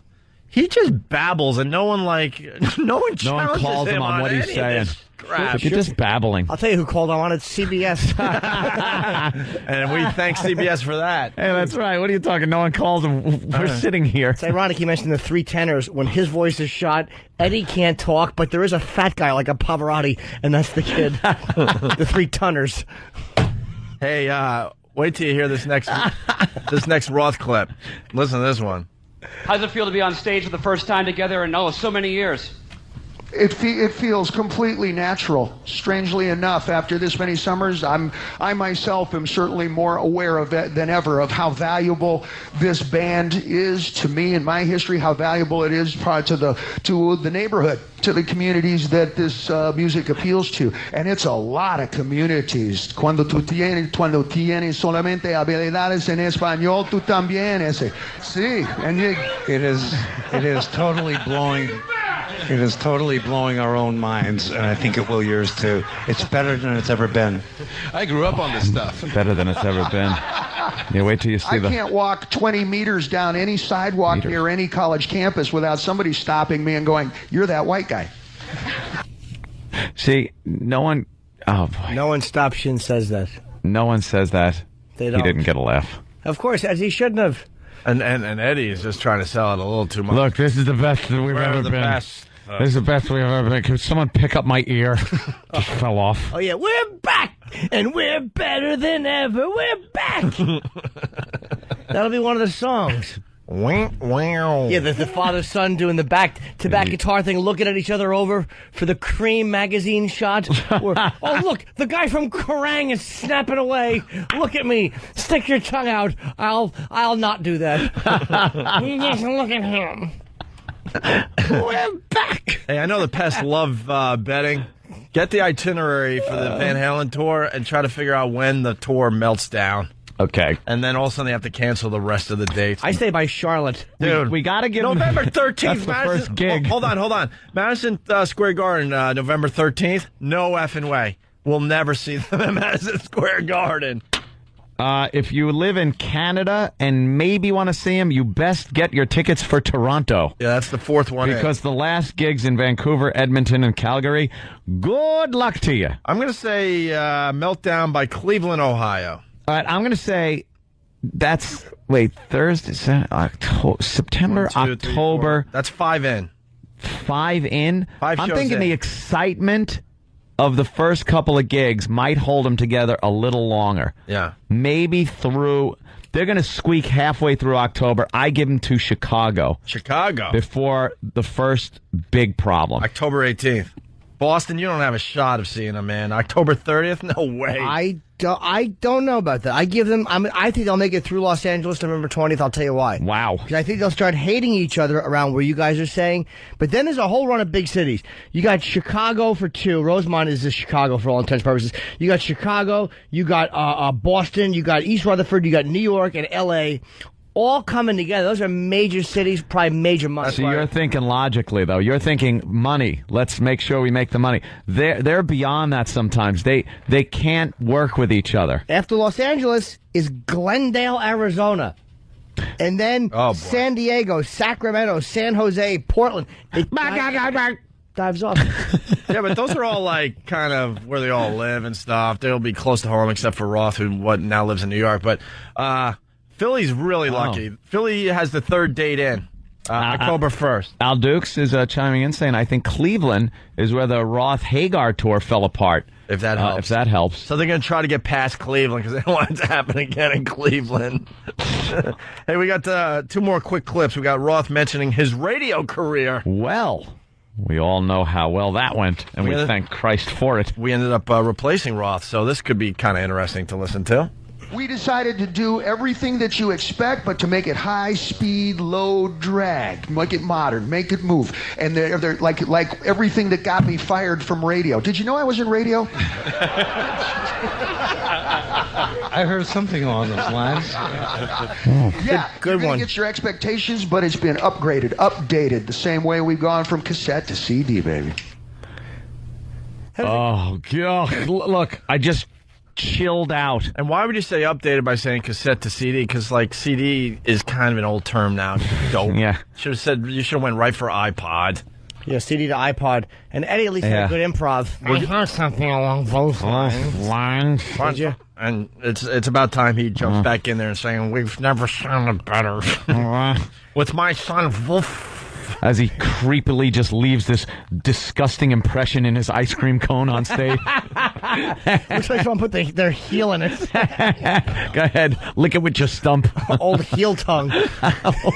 Stupid. He has corns on his tongue. He sounds like the Endeavor guy. Shuttle Endeavor. All right, one more clip. Best show ever. We kind of got to take a break, so let's get one last clip here. We're back. Better than ever. Oh, boy. Let's go to Detroit. Hey, I was wondering if David Lee Roth is going to sing his famous "Running with the Comb Over." See, Dave from Detroit gives us a funny line. And what is Drew and Mike doing? Probably reading the newspaper for everybody. Ugh. All right, the final clip from the press conference. Here we go. The questions are pursuant to Valerie, Wolf's mom, Valerie Bertinelli. Everybody knows, who she is and stuff. And the next obvious question will be, how am I getting along with Valerie? And I want to say that now we're getting along fine. The first time we ran into each other up at the studio, she had the kind of look like she was down at the family gym and the Devils showed up looking to throw the ball around. What does that mean? What does that mean? What does that mean? I wish we were there. Excuse me. You dude, yeah. What does that mean? Boozy bop, titty bop. I don't know. What is he saying? He just babbles. No one calls him out on any of this crap. Now, forgive was Valerie and David a problem back in the day? I would gather. Well, why would he even bring her up? Because she's like separated from Eddie, I'm hearing. Unless they got back together. Yeah, who has a family gym? Going to the family gym. Could I hear that quote one more time? Sure. So I'm going to try to decipher it. All right, let's go. The questions are pursuant to Valerie, Wolf's mom, Valerie Bertinelli. Everybody knows, who she is and stuff. And the next obvious question will be, how am I getting along with Valerie? And I want to say that now we're getting along fine. The first time we ran into each other up at the studio, she had the kind of look like she was down at the family gym and the devil showed up looking to throw the ball around. Devil showed up looking to throw the ball around. Why would the devil do that? He probably hates sports. Yeah, and it's a gym, and the devil's pretty buff on his own. Yeah. He can't throw a ball with those silly hooves. Yeah. He's a lousy... He's a great exterminator of the masses. He's a terrible free throw shooter. Can't even run down the court. He's tripping over his tail the whole time. Oh, he's got that tail. He tries to stuff with one of his horns, gets stuck in the net. Yeah, he goes to do defense and he slides on his hooves. Yeah, his stupid hooves. He goes down like when you see a horse fall on something slippery, looks all silly, and he's the devil, so he's mad, and he kills 8 million people. You know what happens with David Lee Roth, too? Like, he says this crap, and people start laughing because they don't want to be the ones not laughing at David Lee Roth? Right, because, everyone else is laughing. I better laugh. He might have gotten away with it when he was babbling to Nina Blackwood on MTV, but now... he's not that guy anymore. He doesn't have that charisma. Oh, Valerie is kind of making sure Wolfgang is okay on tour. So she will be going on tour to watch out after her son. Oh, that's great. Your divorced wife. Take your divorced wife and the singer that you hate and she hates. Right. On tour. Oh, this is rock and roll all the way. All right, look at the Valerie's list. coming, I'm going to have to back off from David Lee Roth doesn't get along with Valerie. Valerie doesn't really get along with Eddie anymore. Hello, Cleveland. Yeah, I say Cleveland. By Cleveland, it's over. I don't know, though. Philly has a way of really effing things up. That's October 1st. Dude, how is that rock and roll? You're bringing could you imagine bringing your divorced wife on our little comedy tour? On our comedy tour. Because you so happen to have some kind of son or something that is 16 years old and he's getting into comedy. Oh my God! And she's there just to make sure he's safe on tour. Holy Jesus! How is that going to work for these guys? How? Well, she better get used to the C word. That's all I would have said. How about this? For everybody listening out there? You're divorced. Imagine your divorced wife coming to your job. And not those couples that get along after the divorce. Right. Like in a movie couple, where the guy comes over and still helps out. You need help with that door hinge? I'll get it for you. And I remember. And then they reflect on a nice, fun moment they used to have, look in each other's eyes, realize it still wouldn't work, and then he goes back off somewhere instead of thrusting that screwdriver into her chest like he should want to. And Eddie's currently dating the band's PR woman? What does her nationality have to do with it? I know. This is God. There's nothing rock and roll about this reunion. This has all the makings of a bomb. You need an unstable bomb at that. You need alcohol. You need Huas. No, this is better than ever. Oh yeah, better than ever. We're back. Yes. All right, we got together forever. Together forever. We're back. And he'll do like the little kick and spin in the video. And his whoas. Yeah. Yeah. Whoa! You'll think we never left. We're back. All right, we got a break. We're really late. Trust me. We'll be back. And we'll be better than ever. We can. I know, Tom. See? Oh. Because people yell at me because I stop things in their tracks. But look, there. Who yelled? Now he's coming through the stupid listeners. Oh, they're on a roll, and then Opie has to stop everybody. Go F yourself. Stupid listeners. The show doesn't run if we don't play the commercials, you idiots. Hey, we got a pair of tickets to the Virus Tour at the PNC Bank Arts Center on Saturday, August 25th, courtesy of Blades of Glory on DVD, in stores everywhere. Tuesday, August 28th, we'll give a pair of tickets to a random caller right now for the big O&A Trial and Virus comedy show. It's a funny movie. Phone number 877-212-O&A. What's up, everybody? It's Opie Anthony, Jim Norton. It's Louis C.K. in studio. Hey, fellas. I had to apologize. He was waiting a long time in the green room, but we went off on a little tear about this Van Halen reunion. You know what's going to be awful about the new song, too? They're going to put lines from the old songs in it. Like, we're back, and we're still running with the devil. They'll, like, throw a line like... Oh, don't. Like a clip show? Like a flashback clip show? Yeah, a musical clip show. Yeah. Ugh. It's embarrassing just to think of that. And he can't jump like he used to, but he's making fun of all the other bands that come back and are a bit older. He can't sing. He can't sing. Jump. He talks his way through songs. He was insane when he was doing his radio show. We've heard the stories. Yeah. Palm trees in the hallways. He wanted to decorate to get a cool vibe. It was always about the vibe. Yeah. Everything's about the vibe. No, I'm not feeling the vibe. The vibe? Do a radio show. How about this? The listeners weren't feeling your show. Yeah, they weren't feeling the vibe coming out of the speakers. I don't know if Al's gonna dump this, but David Lee Roth was a horse's patoot. Wow, easy. No one's gonna hear that. Jeez. Hey, that was vulgar. World's oldest woman died. And, this happens. Yeah, whatever. It was during a home invasion. She was struck in the chin with a wrench for making a racial slur. Does that mean that they were perfectly acceptable when she was a kid? Absolutely. It was a term of affection when you needed some bread out of the oven. The world's oldest vagina is in the ground now? Wow. Basically. I didn't even think of that. Louis! New angle on this world's oldest thing. Oh, very wow. Oldest, most disgusting, depressing. Oh, man. I would love to know what that looks like after 114 years. Imagine. No, you don't. It should have been her last act to just show everybody. Here's what Here it is. the ravages of time does to the most beautiful thing on earth. Yeah. She opens her Looks leg. like an old Mexican cave. An old Mexican. I'll tell you what it looks like.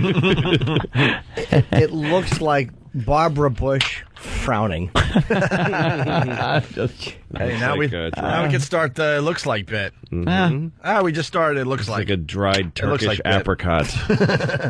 Maybe. Well, I don't think we can start the looks like bit. No, I know. Now that we've said what it was. I know. Here we go. She's I know the rules. She died at 114 years old. She's from oh boy.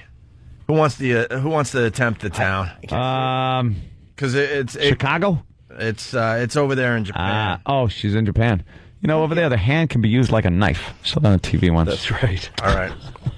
A knife that's really dull and has a fleshy edge to it. How about we do this? We spell out the town, and then the people can play along at home. Okay. The town is this. F-U-K. Right. Jeez. They love having fun with that. Is that the only name? That's the name of the town? F-U-K-U-O-K-A. Fuck you, okay? I don't think that's it. I think I just said what you spelled. I don't think that's it. Let's just go with Fukuoka. Fukuoka? Yon Minagawa, who had been certified by Britain's Guinness World Records as the world's oldest person at age 114 earlier this year, died of old age Monday evening.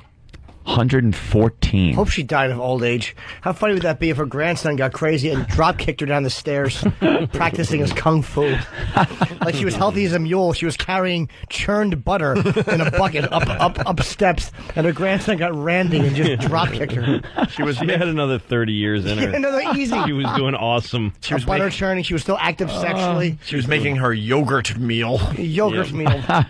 She's toothless. Whenever they have those old people always say, like, those hundreds of years old people, like, oh, she actually met Napoleon. There's always something like that. Yeah. Like, weren't there any old people that didn't meet any Napoleon or anybody? No, just kind of lived their life, and that was it. But here's the deal: 114 years old, yeah, whatever. But then you have to go back to the year she was born, 1893. 1893. So what was around in 1893? That's a lot of stuff. Nah, not much. Grover Cleveland was president. Oh, Grover? And then after him was McKinley, and McKinley got shot in his stupid fat face.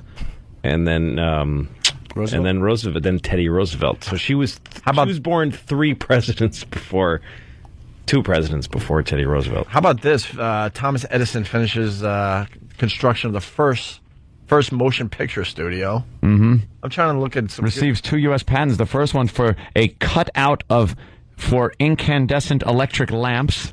Oh, by the way, she was born when the president was Benjamin Harrison. Oh, really? It was the end of his reign. Wow. And then he was succeeded, obviously, by Grover Cleveland. I think it's funny that you said you succeeded, obviously. Like we all knew that. Oh, yes, logically that would be. Obviously. You could have said he was succeeded by Lyndon Johnson, and I would have said, oh, okay. Sure. It's just an opportunity to look smart. Okay. I'm like, wow, they know a lot about their presidents. It's amazing anybody lived to be old in 18... Because back then, they knew nothing about health. No. Everybody smoked. They thought cancer was a delicacy. Idiots. No, the guy who delivered her, the doctor, was wearing a tie and a belt and, Dude, are you ready for this? Back in 1893, this is how old this broad was. The United States legally declares the tomato to be a vegetable. Yes. Go. I legally declare. What was it before that? That it was a human being. Well, it's in dispute an animal. because it could be considered a fruit because it has seeds. Yeah. So they had to argue still that debated for a while. to this day. That's right. Yes. Thank God they were worrying about that. How about the first car number plates? Oh, yeah? The first license plate. First license plates, you used to just be able to drive around. And a very happy birthday on that day. What? To Hermann Goering. Oh, Goering was born on that year. In that year. Of course, he perished in 1946, along with Alfred Rosenberg, also a Nazi official, who also somehow died in 1946. Oh, Jimmy Durante was born the same year of this old broad, and he ended up dying in 1980. That's great. It was awful. We have anything by else the way, the tomato only had, what is that, 7/5 or 3/5? 3/5 of the vote before that. Who was against it? Is that it? That's Teasing, all the of stuff course. we got on 1893? Who's the dissenting? Oh, what are you opinion? kidding? She freaking was born in a dull year. A dull year. Wasn't much going on. No, I'm just looking at who else was born. What about deaths? Who died then? Like when the hell were they born? Anyone from 1700? Wait, who died in 1893 on that? A British entomologist by the name of John Westwood. Yeah. Was born in 1805. Yeah. And he died in whatever the hell that was. Yeah, 88. They lived to be old back then. Yeah, what was going on? Well, the Also, average. she's in Japan, in a small town of Japan. How much even changes there? Like, True. It's just been the same. Yeah. Stupid street. She's walked around in the wooden Just shoes walked and around in done her the stupid same thing. Little Yeah, those block shoes, those things with That's the little all. wooden strip molding on the bottom. It's not like she has a skyscraper in a Walmart in her town. Yeah. Let's say hi to John in Rochester. John, what's up? Hey, guys. Hey. Today. What's up, buddy? Fukuoka is the name of that city in Japan. Fukuoka? Yeah. Fukuoka. Cool. What happens in that town? Nothing. Nothing? I was working, so. All right. Thank you, sir. Also dying in that year was P.G.T. Beauregard. He was an American Confederate general. Wow. So she was born the year a Confederate general died. All right, let's go to Paul on Long Island. Paul. Hey, what's up, guys? Hey. I think you kind of missed the point. She also survived 2 nuclear bombs being dropped around that tiny village. All right. Yeah, well. There's something to be said. Well, so then we didn't hurt him that bad. Yeah, that radiation might have helped her out. Why, how close is her place to Nagasaki or Hiroshima? I don't know where. I think it's far, but she would vacation there every year after it happened. Her and She her had cousins in Nagasaki. Her and her one wispy hair all of a sudden got healthy.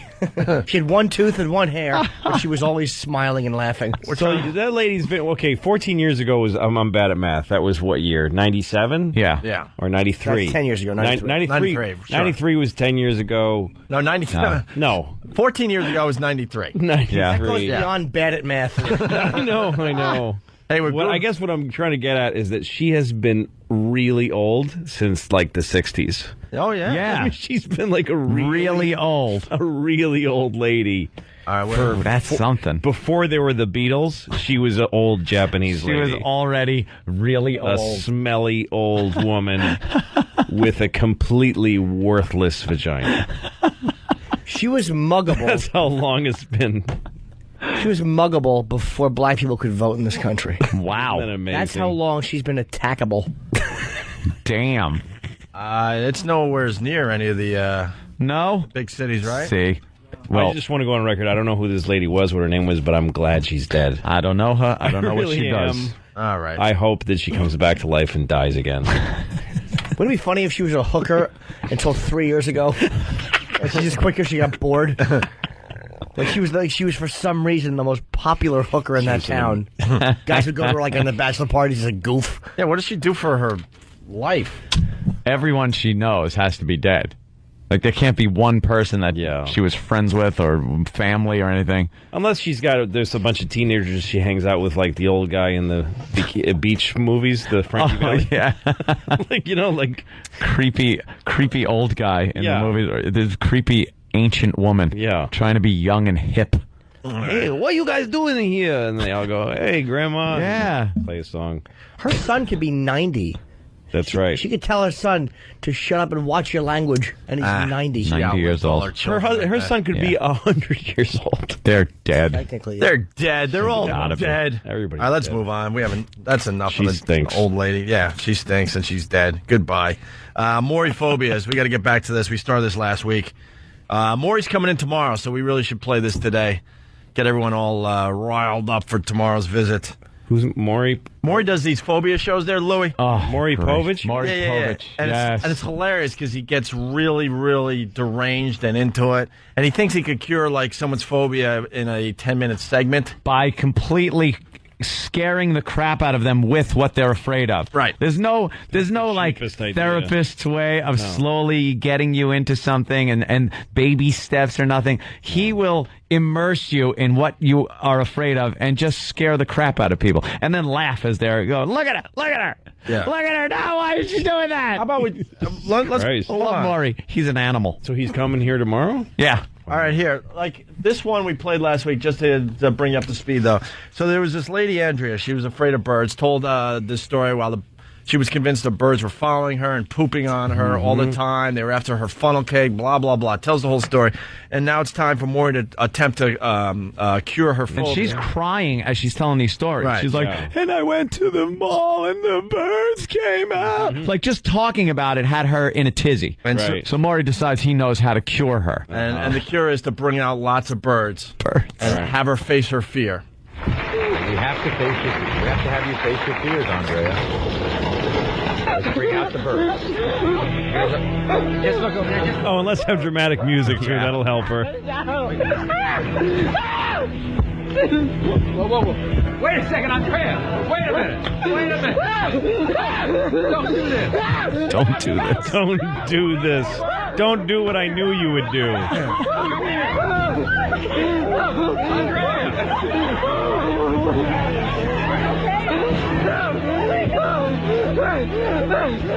Andrea, one bird. It's one little bird. See, she's afraid of birds. Doesn't matter if there's one or 1,000. But also it makes no sense. He's not like going, yes, face it, this is a bird. It. He's going, what's the matter? Hey, what's the problem? What, are you crazy? You just told me It's through just your a bird. tears what your problem was, and now I bring one out and you're crying. I thought you liked the bird. And there's no help whatsoever going on here. Understand? I thought you liked birds was the point of the It's not story. stand here. Look, No. we're going to, I want you to be prepared for this. Yeah. We're going to bring a bird out on the other end of the stage. No, calm down. Yeah. He's going to be in a cage way over there. I just want you to look at him. Yeah. Now, we're here with you. Everyone know is you're supporting afraid. you. We know you're afraid. It's We normal understand to feel that. afraid. No, he's like, where is he? Bring out a bird. Bring out the bird. What's the matter with you? It's just a bird. Why are you crying, you dummy? It's a bird. He's this close to tying her Pecking down. on her head. He's this close to tying her to a chair. Face your fear. Face it. Face it. You think she's kidding now? You think she's acting now? I don't think so. Wait a second. He's chastising the audience. Andrea, stand up. Stand up. It's going to be all right. I'm going to take him away. I'm going to take him away. Stand up. That's not going to happen. You don't even want to look at it. He's hyperventilating. Stand up. Stand up here. We're going to take them away. They're gone. They're gone. Stand up here. Oh, God. All right. Oh, awesome. Bob Kelly? We'll be back right after this. Yeah. He sounds so happy. Let's pay some bills. We'll be back right after Job this. accomplished. Gotcha. Job accomplished. You can hear the grin in his voice. He loves We'll it. be back right after Like, this. here Right go after my this. ratings. Yeah. Yeah. Yeah. We accomplished what we wanted. Oh, God. Now time to pay some bills. Look at the bird. Go on, look at it. Do we have time to play Cotton Man before we go to Oh, break? please, Cotton Man. And then after the break, we got April, who's afraid of frogs, and then we got Victoria, who's afraid of lizards. Give a little of the Cotton Man. Yeah, so there's another lady scared of cotton balls. She hates the sound of it. And I kind of understand that. You ever pull cotton apart and it goes like... Yeah. Makes a slight, weird, textured sound to it. But this woman says she hates that and hates cotton. She's scared crapless And of it goes back to her being a kid where she had nightmares of a cotton ball man who tried to kill her by shoving cotton balls in her mouth. Cotton balls in her mouth. There's something else going on there, obviously. Of course there is. So fat, pale uncle. Yeah. Yeah, exactly. So it was time to... Cottony soft. Or boxer briefs. It was time to cure her phobia. So what does Maury do? He brings out a guy completely covered in cotton balls. In cotton. And then... It's like a Letterman bit or something. Right. And then the cotton ball man, here's a picture. It's up on YouTube. God. Looks like a porno movie. Yeah, he starts chasing her around the stage. Look at this. He chases her around the stage? That's scary enough if you're not afraid of cotton. That would be a great creature for a movie. It looks like the Mummy. The Cotton Man. The Cotton Man. And look at her big fat. It didn't scare you away from eating. They light her dramatically so she'll... Yeah, from underneath. Yeah. A lot of bright light. That'd be a great horror movie. Cotton Ball Man. He's defeated by a dryer. The lint filter got him. You upset at those? Yeah. And here. Yeah. Tell me about this. Thought that they're making that noise. What noise? They're just making the noise. Doesn't make a noise. It does. See, again, he's like pretending this. You're idiot. Are you nuts? Wait. Oh.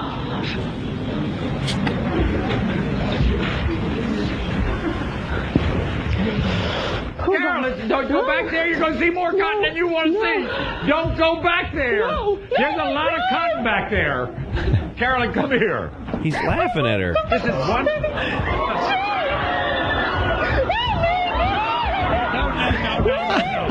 Oh, God. I love Maury. Oh. Oh, my God. There's somebody who works for the show. I can't. He's laughing. He's laughing at her. Laughing at her. He's laughing at her back. Bring it back. Move back, guys. Move back. Move back. Okay. We got it. All right. We got it, he says. Yeah, we got it. We got it. All right, one for safety. Chase her again. Yeah, we got it. We got the shot we needed. We got it, he said. We got the fat, scared lady crying. A fat pig running from a man with cotton balls on his head. God. How do you not love Maury? Got it. We got the money shot. Goddamn Maury. Oh, he's the Hitler of whatever he does. You know something, though? He never fails to come up with stuff to keep his show rolling. Yep. Well, after the break, we got a lady that's afraid of frogs and lizards. Mm-hmm. I think two more ladies to go. That he was probably about to get canceled. They brought him in and said, "Look, this show's just no good." And he went, "Wait, look what I got coming! I got And he showed him ideas." The Cotton Man, and they went, All right, another week. You give me another week. Break out the real ideas. I got ideas. All right. Hey, and for Al down the hall, when he does his show rundown, 923krock.com, go to the Opie and Anthony section. Make sure you include these videos for everybody because it's hilarious. The cotton ball man chasing her is a great video. And they taped it like a horror movie, too. Yeah. Louis, anything we're promoting? I'm all over the road. I got a tour called Shoot Up, and it's on MySpace. Ooh. Louis C.K. on MySpace? Yeah. For all the tour dates? All the tour dates. I'm all over the country. That makes it very easy. It's Opie and Anthony. Car Crash Comedy is coming back to the Opie and Anthony Show, Friday, August 17th in Washington, D.C. I'm more nervous than Governor McGreevy at a rest stop. Oh, no! If you think you're funny, you're invited to put your comedy stylings on display for an esteemed panel of judges and a live studio audience. All right, and remember the rules of the game are you get 2 minutes, and if you get car crashed 3 times, you have to stop because you stink. Email sam@foundrymusic.com. Because Sam thinks he's funny. And who better to judge an unfunny person like yourself than someone who thinks he's funny? Just hit the street to hall, please. Thank you. All right. Louis C.K. in studio today. Yeah. We're in the middle of talking about Maury. and one of his phobia shows. Maury. The videos are just great. Make sure you check them out. Why are you running? Come here. I know. I can't wait to talk to him tomorrow about this whole thing. How he just scares the bejesus out of people and laughs at them. And who does he think he is that he could cure someone's phobia in 10 minutes before a commercial break? I don't think he thinks he's curing anybody. That's true, but we got to I'm out on a limb here, but we got to call him out on it tomorrow. Definitely. But every time we call out Maury, when he loves our show, by the way, we try to call him out, and he's like, "Yeah, I do that for radio." Yeah. He's not trying to fake anything. The thing is that nobody's going to care because who is he hurting? Yeah. Some fat lady who's afraid of cotton. Nobody cares. You think people care about that fat lady that's afraid of cotton? No. They're going to write in and be like, "It's despicable. No. I have a fear of cotton." No, Al Sharpton would be like, well, what's her problem? Yeah. Maury is safe until they get a special interest group. Yeah. But he picks things that are like frogs. Frogs. G. Gordon Liddy did that, when he was a kid. I read his autobiography years ago. Yeah. When he was a kid, he was afraid of thunderstorms and rats. So he caught a rat and he ate it. And he lashed himself to a tree during a thunderstorm when he was like 8, 10 years old. That sounds like a Liddy thing. When he was a child. Did it work? Yeah, he said he wasn't afraid of either anymore. Psychopath is what it did. Yeah, it turned him into a nation-ruining psychopath. The lunatic he needed to be. Turned him into a professional assassin. Yeah. He sees lots of rats now. He'll never fess up to it, though. No. There's no statute of limitations on murder, he says. Was he an assassin? So he'll never say. He won't tell you. He won't tell if he's killed anybody. We had him on the show that day, and we asked him, but he goes, there's no statute of limitations on murder, so I will never answer that question. And he brought in which is pretty much a yes. He brought in his son, and his son looked like he's done some things in his young life. Yeah. He's in the military. Passing the old family torch. Just creeps. All right. Here's April. She's afraid of frogs. I cannot stand frogs. Frogs make my skin crawl. I cannot stand frogs' skin. They're slimy. They're ugly. Their eyes bulge out. Their tongues. Their throat. When I was real little, my brother used to put frogs down my pants. Oh, okay. There you go. Oh, I hate them. Just one frog at my house, looking at me, is jumping at me, is gonna kill me. It's gonna kill you. No more, just good. I don't want to talk about it no more.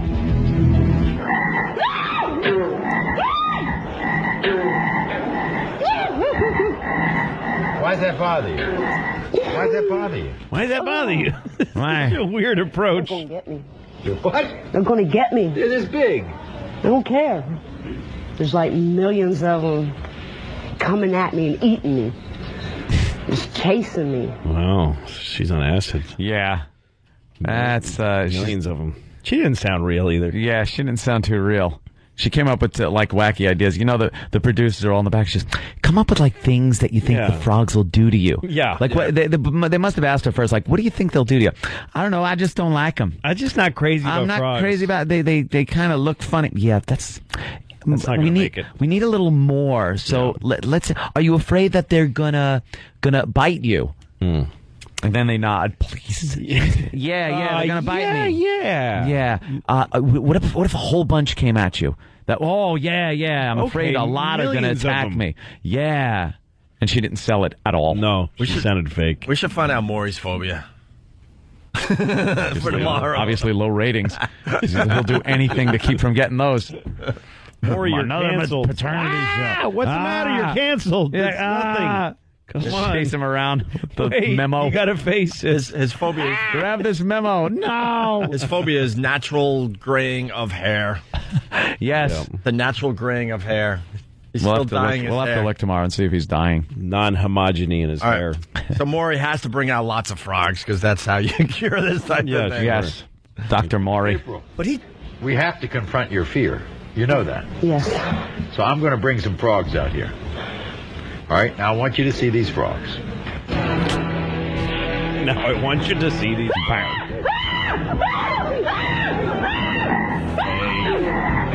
Come on. Wait a second, April. Wait a second. Wait a second. Just stay right here. Okay, all right. I think I got this. I got the picture. Yeah. Totally fake. I'm not laughing at you. I'm laughing with you. Hey, boy, that scared me. Take the frog away. Please take the frog. Get away. She'll go over the banister. She'll go right over the banister. Dave, you better be back there. She jumped up. Okay, stop it. All right, take it back. Thank you, ladies. Thank you, ladies and gents. Okay? He's trying to get her to... She'll go over the banister. Go over the banister. Yeah, please fall over the banister. Would you go over the banister? We went over this. Can you improv with me here? I'm saying don't do it, but I want you to fly over that banister and crash to the ground. Yeah. How great he gets paralyzed over a frog. Come on. Maury's we don't want her to fall over the banister. We couldn't have that and show her underwear. Pull the trap door. He's doing exactly what you'd want to do. Like, when you hear about a lady who's afraid of frogs, all you think of is, I'd love to throw frogs on that bitch. Yeah. Oh, yeah. Yeah, exactly. That's it. These people are not sympathetic people. No. You don't look at them and go, oh, the poor woman. You're laughing at them. And he's not faking it, really, because he's laughing along thinking, this is ridiculous. Come on. Look at her run. This can't be real. That's a war. We have time to meet Victoria before you leave this side of the show? Yeah, what do we got? Lizards. Listen how Sounds lizards like are frogs. affecting Victoria's life. Every single night I wake up in a cold sweat because I know that lizards are coming for me and crawling up in my bed.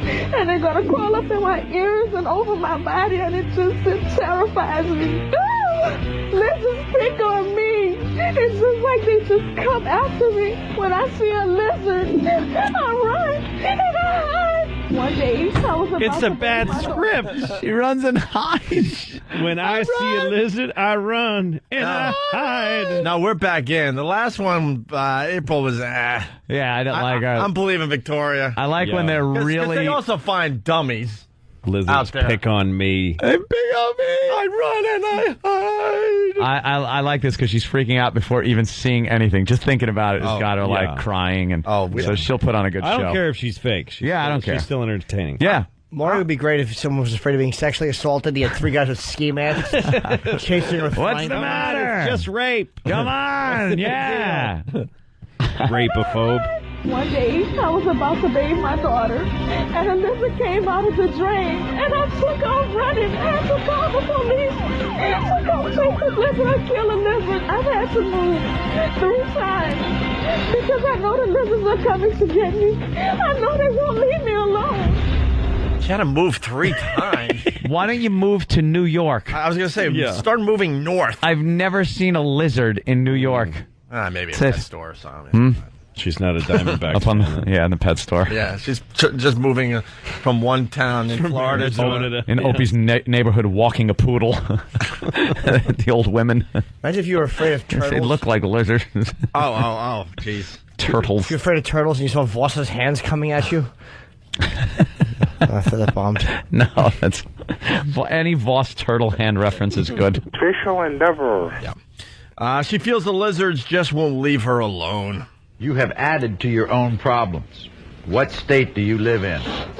Louisiana. Louisiana. So she's just moving all over Louisiana. She's moving all over the South. She's going to be away from the lizards? No, go to Alaska. Yeah, no lizards there. There's one lizard there, it dies. It's not the right state for lizards. But you got to cure this phobia of lizards. Ah. Yeah, I need to because I'm tired of living like this. We're not talking about this. We're talking about little things. Oh, boy, here we go. They're harmless little things. No, they're not harmless. Really? What do they do? They pick with me. What do you mean pick with you? They just pop up and keep picking with me. They won't leave me alone. You think they argue with you or something? What's going on? I tape my windows. I nailed my windows shut. I put wood on the bottom of my doors, and they still get in my house. Now, how did this all start? Do we know? When I was a child, I guess people would play with them and break their tails, and the tails would grow back.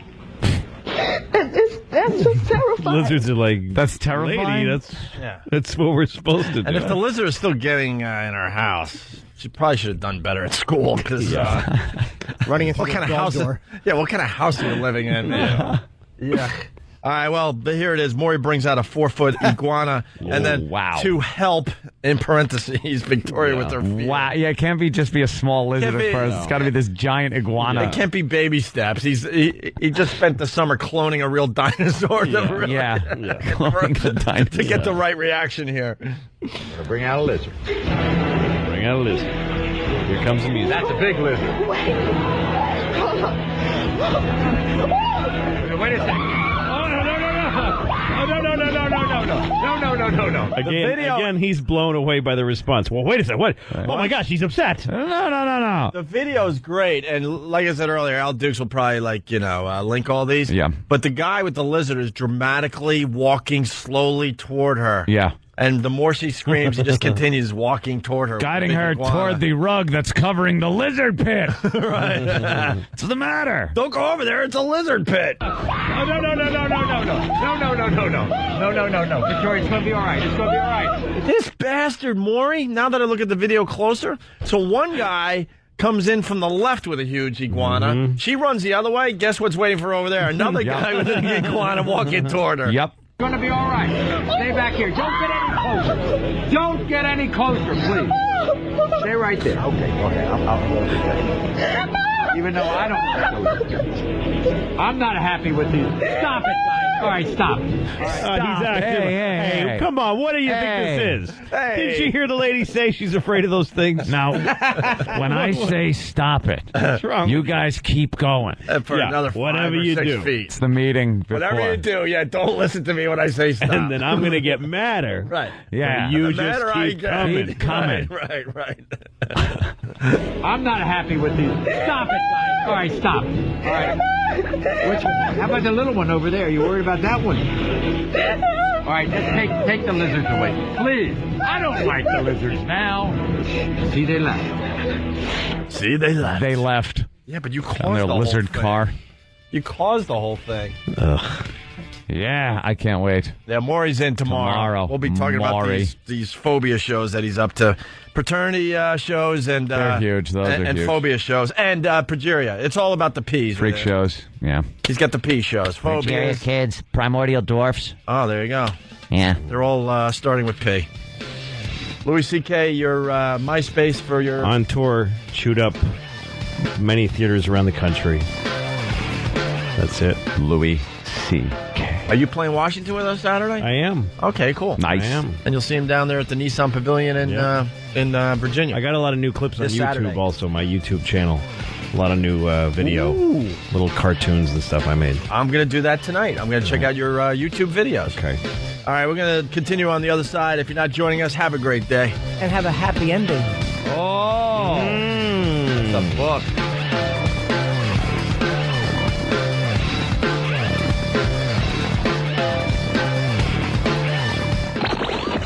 Shock jerks. Opie and Anthony.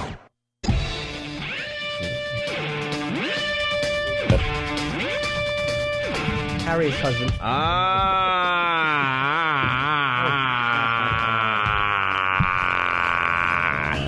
Hey, let's start with Charles in Houston.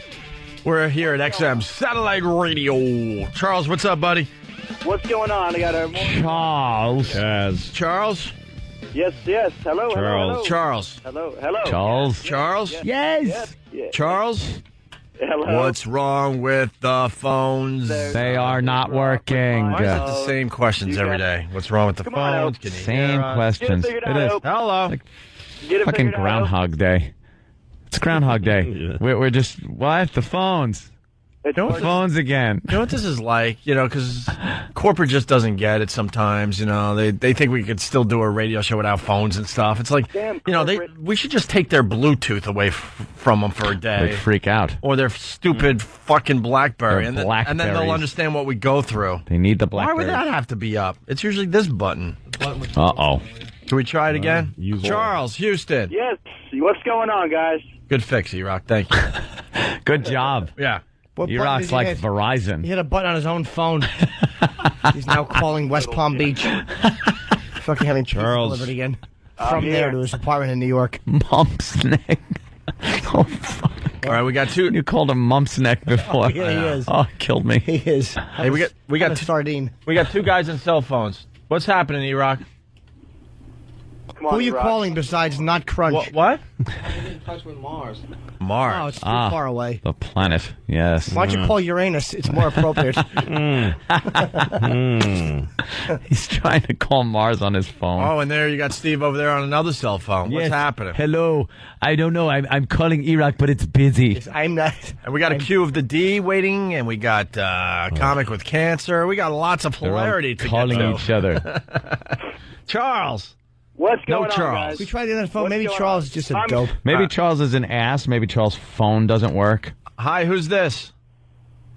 Any person? Hello? Hi, who's this? Must be Charles again. Hi, who's Maybe this? they're with Charles. All right, well, we're going to get your cue of the D in a few minutes. I always hated Stupid Charles phones. in Charge. Oh. It's a name for a show. He was in charge. In charge of being a faggot cunt face. See, this is what happens, XM. You get us just saying cunt a lot. Yeah, that's our phones. See That's what you get. See, we this is don't what you get our get. phones. That's what you get. That's what you would if you didn't have your BlackBerry. Yeah, you lose your BlackBerry or the little Bluetooth things. They'd all just be walking around the office going, "Cunt." Cunt. Can I say that? Or we'll just say Space Shuttle Endeavor over and over again. We're also waiting for a video to come in. We'll play the audio portion. But Louis C.K. is a huge YouTube star, ladies and gentlemen. Yes. Many YouTube clips now. And everyone's telling us we got to play the Catholic Church video. That's the favorite. I got the treat. I got the special treat of seeing that. That's when, right. I showed it to Louis you was right in. after Showed I me on finished the cutting it. laptop. Yeah. Yep. Right And after I it's edited it. hysterical. Jesus. Good one. You going with some sick shit. Well, I saw one the other day. I'm just fucking around on YouTube, and I don't even know how I get to certain places. You know, you just kind of you're on a road and you don't know where you're going. You watch one video, and then there's something in the sample window, and you go, hey, let me see that. Right. And you go in a whole nother direction. Well, I ended up on one of yours, and it's you stealing a child's ice cream and running into a helicopter. Yeah, and the helicopter takes And off. helicopter Yeah. How did you get permission to even do something that dangerous? Well, it was we were using the helicopter for something else. Oh, okay. And so I had this idea right before we take off. Can I get this kid and I steal his ice cream and then jump in the helicopter and have it take off? The thing is, it took off before you were really Before I secured got in there. Well, that's what yeah. the guy gave me a tutorial of how to get in the door and close it. The cool get in yeah. as Like I'm an taking action off. figure. Yeah. Well, you know how Action star. the dudes give you a safety thing. You have to get in, you have to pull the latch 15 different ways and close it, and then strap in. Before I take off, I have to see you strapped in, and I need to see a closed door. The guy gave me in a very authoritative voice. That's what I need to see. I do not lift off. The sleds do not leave the ground until you are in and the door is shut. And I said it would look a lot cooler if you would take off the instant I'm even near the helicopter. Yeah. And he said, all right, we'll do that. Okay. All right. That's cool. And I thought, the thing is that I was thinking like a guy shooting a comedy video. I wasn't thinking like the dude who has to do it because I don't like heights. I don't like... Well, I'm you not picked a great I'm gag. not a courageous dude. And so it didn't hit me until I had a foot on the sled of the thing and 1 foot in, and he starts taking off. And I was terrified. Dude, that's what got me. Like, the bit itself is funny. I'm watching it. It's funny. Louis comes out. There's a kid eating ice cream. Yeah. Louis, there's no real dialogue between you two. just It's music. just you, kind of music. And then Louis kind of looks around, grabs the kid's ice cream, and runs. Here he is. He licks it, runs, and then I was totally taken out of it by feeling like you were going to die. Yeah. Can I? Like, it's like, wait, Louis did that? Wow, look at that. You're like an action star. And then the helicopter banks to the side of the banks to door. the side of the so door. you could have flown right the fuck out of there. I was looking down. I was holding onto the seat cushion, which, by the way, is velcroed into the helicopter very softly, and I'm looking down at water. Yeah, the all thing I turned see like is sideways. just water. It's just the East River. It took me right out of the bit itself when I was looking. At that point, I just went, Louis just did a stunt. It was crazy. Yeah. And then seconds later, we're over the Brooklyn Bridge. Like, it takes like 10 seconds. I got to jump in, though. You don't run like an action star. No, I don't. I run like a big, fat retard. And you do what everyone does when they're approaching a helicopter. Yeah. You're crouching down.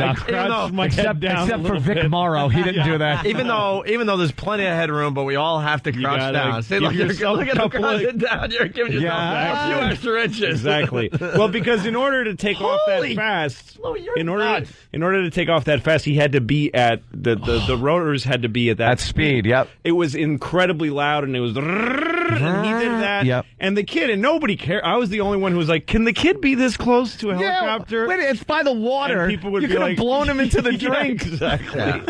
Were you scared over the bridge? Oh, yeah, that really bummed me out a lot. But I did.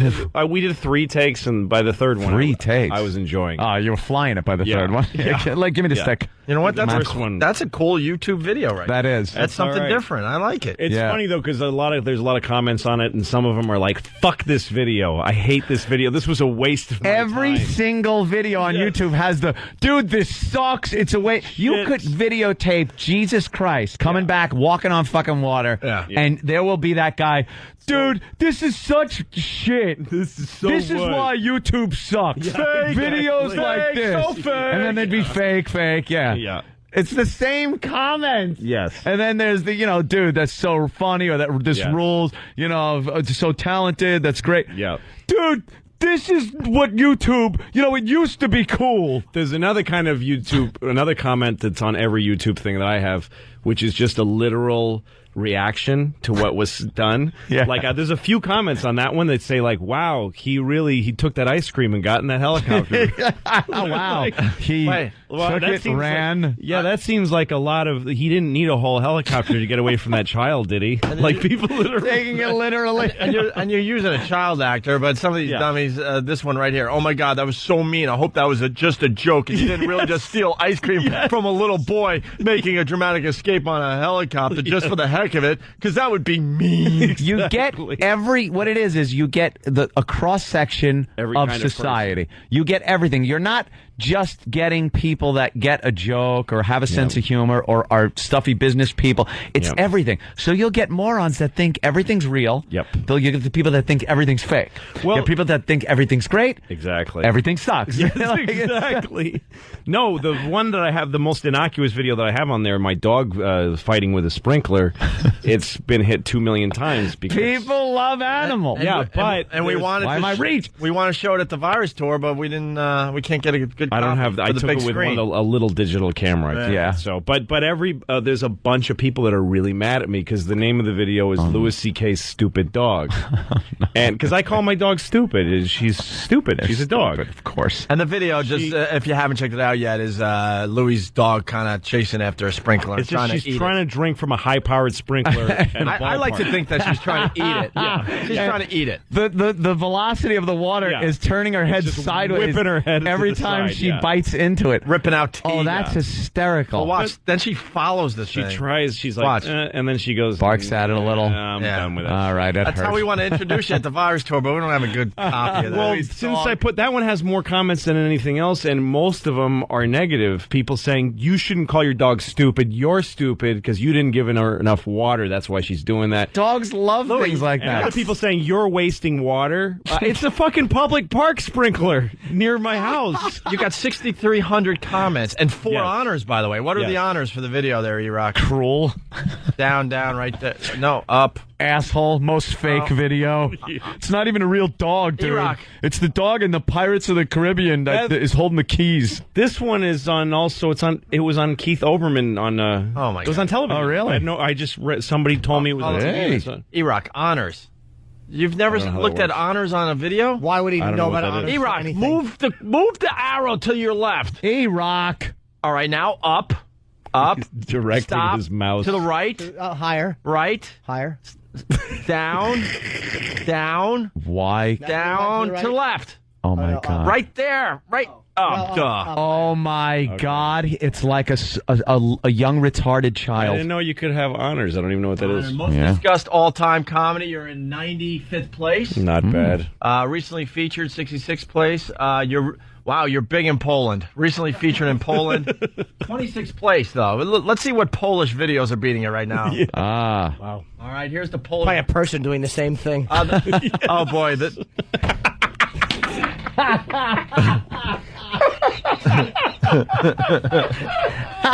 Fuck, that's funny. The Polish people are watching it going, so that's how you drink from a sprinkler. Well, you got the joy of shaving beating you. Go to the first joy page. Of shaving. First page there. Polish videos recently featured in Poland. Wow, I can't speak You Polish. speak Polish? Oh. Tesla. Well, you were. Tesla coil at Duxin 2007. Tesla. South Bank juggling.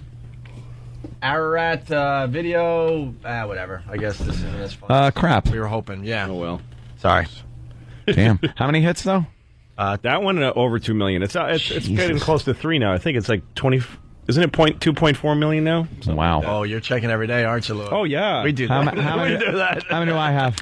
Put my Louis got Vista in. Louis got 2.5. Damn it. Put my Vista in. How many? How many? Anthony had a viral video too there, Louis. He's up to what? What? 1.7. Son of a 1.7. bitch. Good. What kind of faggot video is that? 1.7. I know. 1.8 almost. Let's call it 1.8. It's my Vista when I was loading Vista in on my Dell computer. The biggest Opie and Anthony video so far on the video. Oh yeah, and the comments on that one are great because it's like, all right, Mac fanboy, why don't you blow it out your ass, you sissy, with your PC Mac, cunts, and then it's like, you know, and then the PC people are even like, you know, you can't figure out how to do it. You know, you got to run the test first to see if your computer's compatible, asshole. And I'm like, dude, I know about computers. I did everything. Yes. I bought a computer that was a Dell computer that was Vista ready. It said Vista ready, but Vista wasn't ready yet. So they go, when Vista comes out, you load it in, and you're Vista ready. I go to load it in, wouldn't fucking load. No drivers for it. And people going, well, it's not Dell's or Vista's fault, ass. It's your cards, your video cards didn't have the drivers ready for Vista. Jesus. Well, then Vista ain't fucking ready to come out. It was working before Vista, didn't work after. It's Vista's fucking fault, not NVIDIA. You fucker. Yeah. I hate that. And they make it sound like, you know, well, he must have a real piece of shit. Dude, I buy and sell your fucking piece of shit computers on a weekly basis. I'm sorry I have to bring my wealth into this. Calm down. Calm down. Most people were with you. No, the thing is that people think assholes. This is what I've learned from it, because the Catholic one I did got the most negative response because it's very inflammatory. Well, but even the one I did one about my father, this whole thing where it's a cartoon. Oh yeah, that one's good. It's just a cartoon of how I can do anything in a cartoon, but it mostly becomes about confronting my father.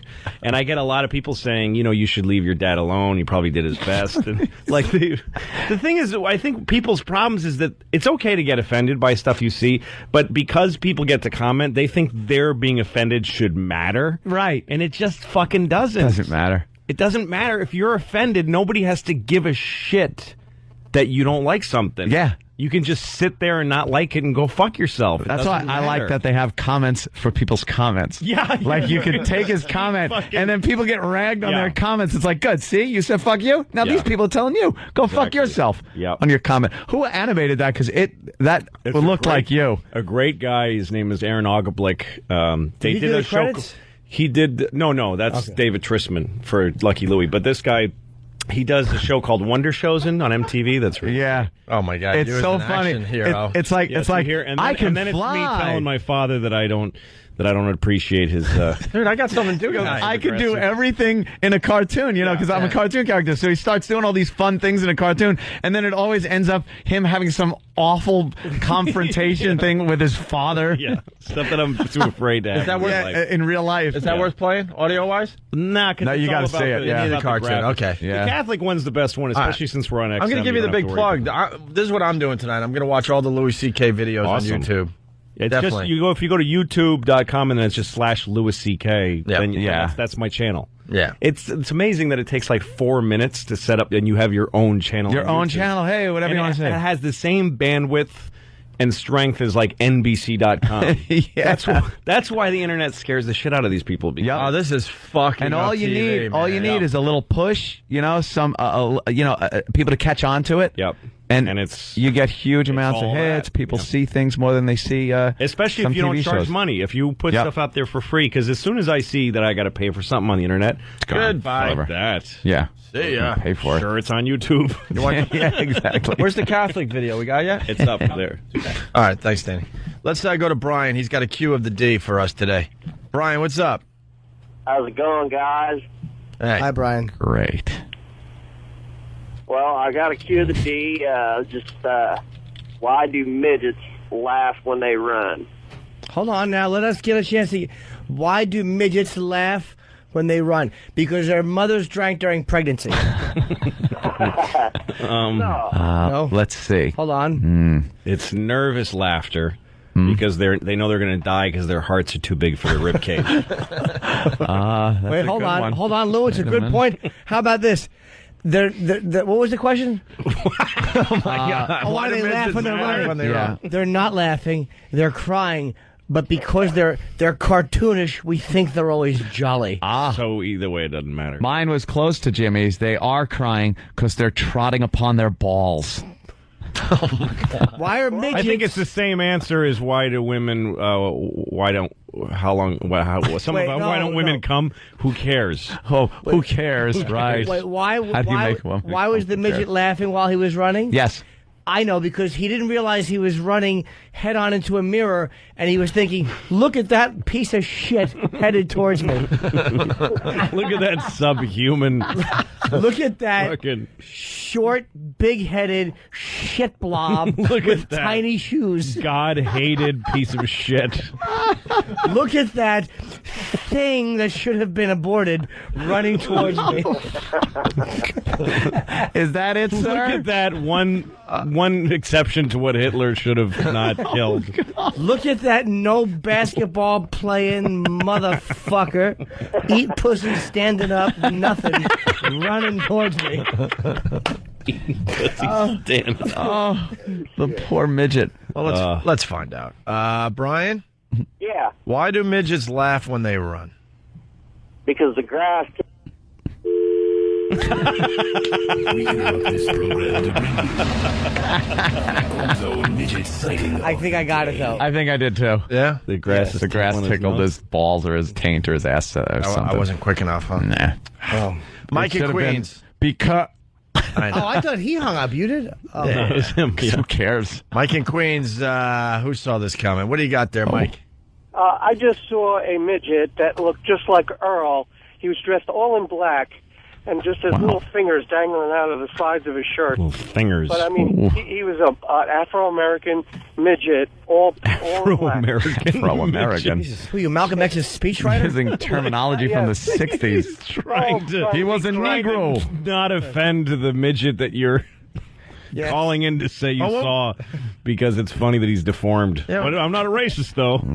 The fun in these midget sightings is when you tell us what the little fellow was doing. Well, basically, he was just like trotting down the street with his little legs running. No midget ever just walks down the street. He's they have to trot to keep up with everybody and keep up with life. He was running, keep up with the globe. Just walking. You never hear, like, what was that midget doing? Oh, he was on the phone making a real estate deal. Yeah. It's never that. He was washing an elephant with a big broom. Or whatever. It's always something insignificant that jocularity should ensue after you hear it. He was dancing with pointy shoes with bells on them. All right, sir, you just jump all over Anthony. That's okay. Why do you feel like you have to continue talking there, Mike? I never understand that. I was just trying to say something, and you guys started to talk. Oh, we're sorry. All right, well, obviously you have something important to say, so Mike, what is it? I'm sorry. I just thought it was funny. It looked a little like Earl's mini-me. That's why I was calling about this midget.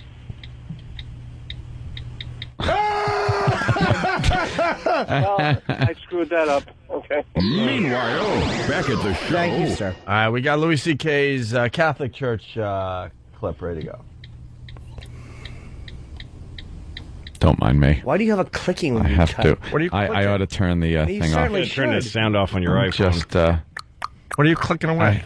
There's a lot of clicking text. going on. My girl's still in the hospital, so I have to text occasionally. Is she listening to the show? No. They won't allow it. They won't allow the XM and the Won't allow it. Today's the big operation. We didn't even give the update yesterday. She's going to have her this morning. her gallbladder removed. A gallbladder. Yeah. It's one of those parts. You just... Yeah. You can take that out. Get rid of it. Yeah. Toss it. Here's for queers. Gallbladders are for faggots. Louis C.K. becoming a YouTube star. Here's his video. Louis C.K. learns about the Catholic Church. Right. I was raised Catholic till I was about 10, and then I quit because my parents let me. But I was always amazed. I don't really know anything about the Catholic Church. It's an enormous institution. Louis, you're producing these things, right? Why the big microphone? Is that all you have at home? Why not hide that thing? God, I didn't even look at that. Why not hide and make it look a little more natural? I thought everything was a prop. The camera just happened to pop on, and you have this thing to say. Look at this. I assumed everything was well thought out, and it was like a reason. Well, he wants to be Letterman. Look at this. Look at this. He's got the Letterman mic in front of him. It's kind of like it was supposed to be a podcast, and I was doing it as a podcast originally. Okay. And then it became an HBO pilot presentation that didn't get off the ground. Right. And I just didn't trade the microphone for anything that looked. And you're leaning into the microphone because you're not sure if you're getting good sound out. You had a clip-on lav or something. Terrible broadcast.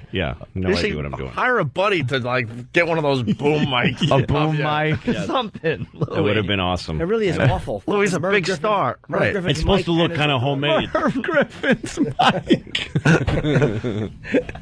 It should just have some big flowery crap on it. Yeah. The one that Jack Parr threw out because it looked old. Wait, what's your excuse though? It was just like it was supposed to look kind of homemade. Okay. And like it's just me presenting the shit because I put the production value into the clips, into the bits, right? And so the tie together stuff, I made it purposefully. I don't have any money for this part, right? So. You should have been holding like a long Gene Rayburn microphone, one of those old game show ones, like a little booger on the end of a car antenna. He started radio. Oh, did he? That's right. I was raised Catholic till I was about 10, and then I quit. Because my parents let me. I got to hear this. But I was always amazed. I don't really know anything about the Catholic Church. Mm-hmm.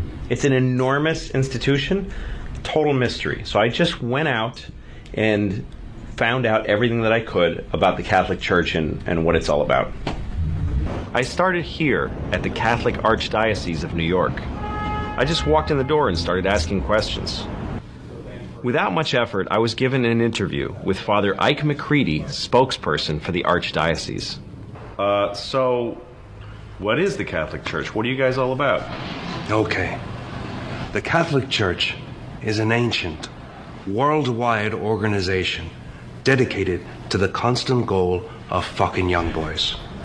Holy! It's a whole the whole atmosphere in there. It's a priest. Very real. You got the guy as the priest. It looks like you are in. We are in a church. Oh, and I'm sitting there like, is he using an actor? I'm not really sure yet. Yeah, I'm trying to figure it out, and then all of a sudden, whammo! Kablammy, yeah. Wow. Great. That's hold on. Worldwide organization dedicated to the constant goal of fucking young boys. Really? Sure. Wow. I thought everybody knew that. Well, I thought that the point of the church was to worship God, and the boy fucking was just incidental. No, it's just the other way around. The church is the boy fucking. All the other stuff is just busy work. Holy shit! Are they coming after you with torches and pitchforks? More or less, yeah. Busy work. Great, Louis. Oh, this is funny. Did our friend Bill O'Donohue get it? Nobody. He hasn't said anything. There's been a couple of Catholic websites that I've found that have. The great thing is that they embed the video. Like this one Catholic website said, "This is the worst thing we've ever seen." They embed it. Oh yeah, so you can watch it, and there there's links to my website, links to my MySpace page. Right. Like it's the greatest. They're advertising for you. It's awesome. And it continues. Okay, so how does it work? Well, you stick your dick up their ass. No. I mean, as an organization. Holy! I love it. We shot this at a church in New York, which I'm not going to say which one it is. Of course, there's no reason to cause any problems. Yeah, and the guy, because they don't care, they don't know what we were shooting. And it wasn't a Catholic church. It was a different kind of church. And the priest was a nice guy, and he kept sticking his head in and going, "Hey, you need an extra? I'm kind of a ham." Oh, no, man. So you had no idea what was going on in his office? No idea. Oh, should have been filming porno. No idea. You could have been doing porno in there. Exactly. Hey, I could, No idea. Oh. I mean, as an organization, why do you need a whole church just to do that? Oh, you see, you can't just go around fucking boys in the street. People get mad. So what we do is we build churches around the world and tell people they gotta come there to pray, give us their money, or they'll go straight to hell. Now that gives us the authority and the gravitas to control their lives. Most importantly, to give us their young boys, so we can educate them, feed them, and ultimately fuck them in the ass and face. And it's tax deductible. And it's tax deductible. Fuck him in the ass and face. And YouTube has no problem with this video? Apparently not. Holy shit! Not. Are you it's not even. It's not even. There's no warning that it's. We show a lousy boobie or something, and our whole account gets deleted. Yep. Maybe it's because there's a visual thing, like nothing, a breast or something, and you could say whatever the hell you'd like. Mm-hmm. It's just words. That is interesting. It's just words. Nobody I was very gets hurt. surprised to find out that the Catholic Church exists solely for the purpose of boy rape. But as I did some research, I found out that it's true. I contacted the Vatican for verification, and I received this written statement from the Pope himself.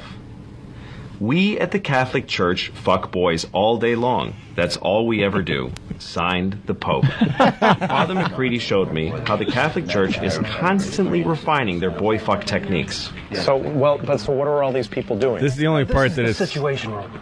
This is where we keep track of all the molesting priests around the world and move them from place to place so they won't get caught. Let's go. It's not matching the Father video. Gigan, you're clear to ass rape a male child in Sector 649er. Good day. This is where you need to see the visuals a little bit, because we found this amazing place that looks like some kind of situation room. Yeah, it looks like Dr. Strangelove situation room. Right, it's right. Very, very perfect. A lair. Yes. Someone's evil lair. Yes. Lots of computer screens and guys moving pieces around with long sticks. Is there a reason why you do this? Purity. Purity? Yeah. You see, the boys come to us and they are pure. We fuck the boys and take the purity into ourselves. And the next time we defecate, we create what's called a purity brick. A purity brick? What do you do with all these bricks? Well, we bring it to this paper plant, crush them into mulch, and that's how we make Bibles. So you're telling me that all Catholic Bibles are printed on paper made from the shit of priests who fuck kids in the ass? That's it in a nutshell, yes. Wow, that is so interesting. Well, the Lord moves in mysterious ways. Oh, fuck. We went to Staten Island to a real paper plant. Found a real paper processing plant and shot in there. It was like 150 degrees in there. Oh. The thing was to do it as real looking as possible. You're so twisted. That's great, dude. It's very funny. So are there any boys that you guys have not fucked? Were you raised Catholic? Yes. And were you fucked by a priest when you were a boy? No, I don't think so. Wait. No, I was. Yeah, I guess I was. Huh. We're very thorough. A little tear in my eye right there. He starts crying. Let me ask you one more question. Shoot. Is it wrong to fuck boys? Of course not. And if it was wrong, now don't you think God would put a stop to it? I'm just teasing you. There's no God.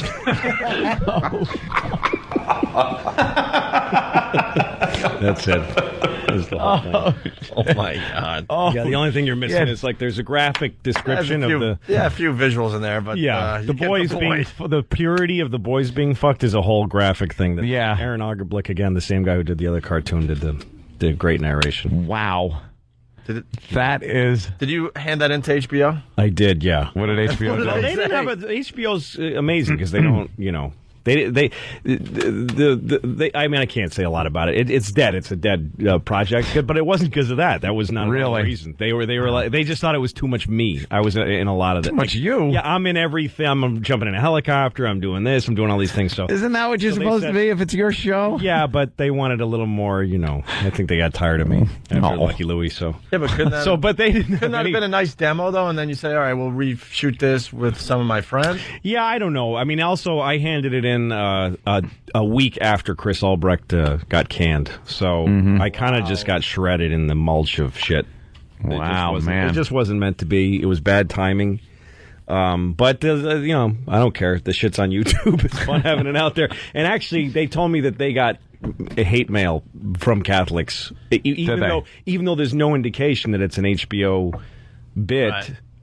They just figured it out. They just figured out the connection. Went to the nearest corporation to me because I'm not working for anybody right now. Yeah, so you can't really get me canceled. So yeah. Well, can't get you canceled yourself. Yeah. There's an overall panic on the instant feedback. Look, man, it's something Louis C.K. put together for an HBO project that didn't go anywhere. What's the panic What can I tell you? They're worried we're going to get fired. Oh, God, stop. We just aired one of Louis' bits. So how long before you guys receive a call from the Catholic League? Oh, my God. Might. See that better happening, start but scanning the we didn't do FM anything. tuner for something else to listen to in traffic. I smell suspension. Oh, geez, fellas. Calm down. Holy shit, Louis C.K. is brilliant. Oh, that's See? nice. That is nice. I like that that's panic, though. There's a bit of a panic out there right now. Little panicky. That was hilarious, dude. You can check out Louis C.K.'s videos up on YouTube. All right, we're going to take our break here and continue with some other things. It's Opie and Anthony.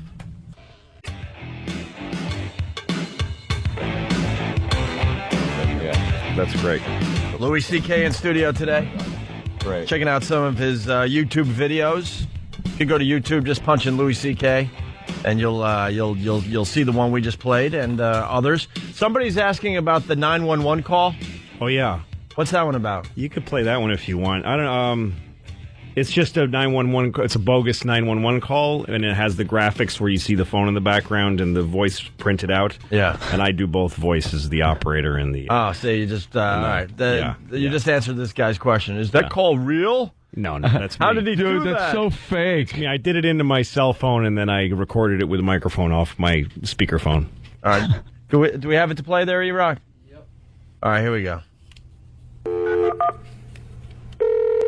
911, what's your emergency? Help! Oh, God! Ma'am, what is it? Oh, Jesus, help! Calm down, ma'am. I need you to tell me. Blacks! What's that, ma'am?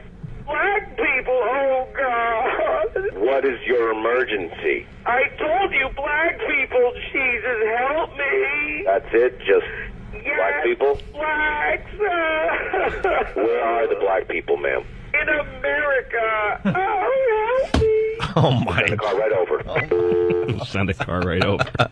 Oh, my God. That is a lot of you, Lou. That is a lot of me. You're playing both parts in that one, too, Lou. Yes. Do you have any friends? No, it's just me by myself.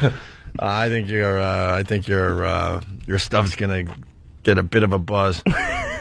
What's the second 911 call? You know what? It's probably not fun hearing them both. I just don't want to be surprised with something that will get us fired. Is what I'm getting at. I should have asked you a little bit about that Catholic video ahead of time. Make it something innocent, like a man whose lima beans were spoiled. That's right, something like that. The second one's probably just boring after the first one. All right. It's sort of the same idea. Good point. Good point. There you go. That means it's real racial. Yeah. Or racist, I should say. Racist, right.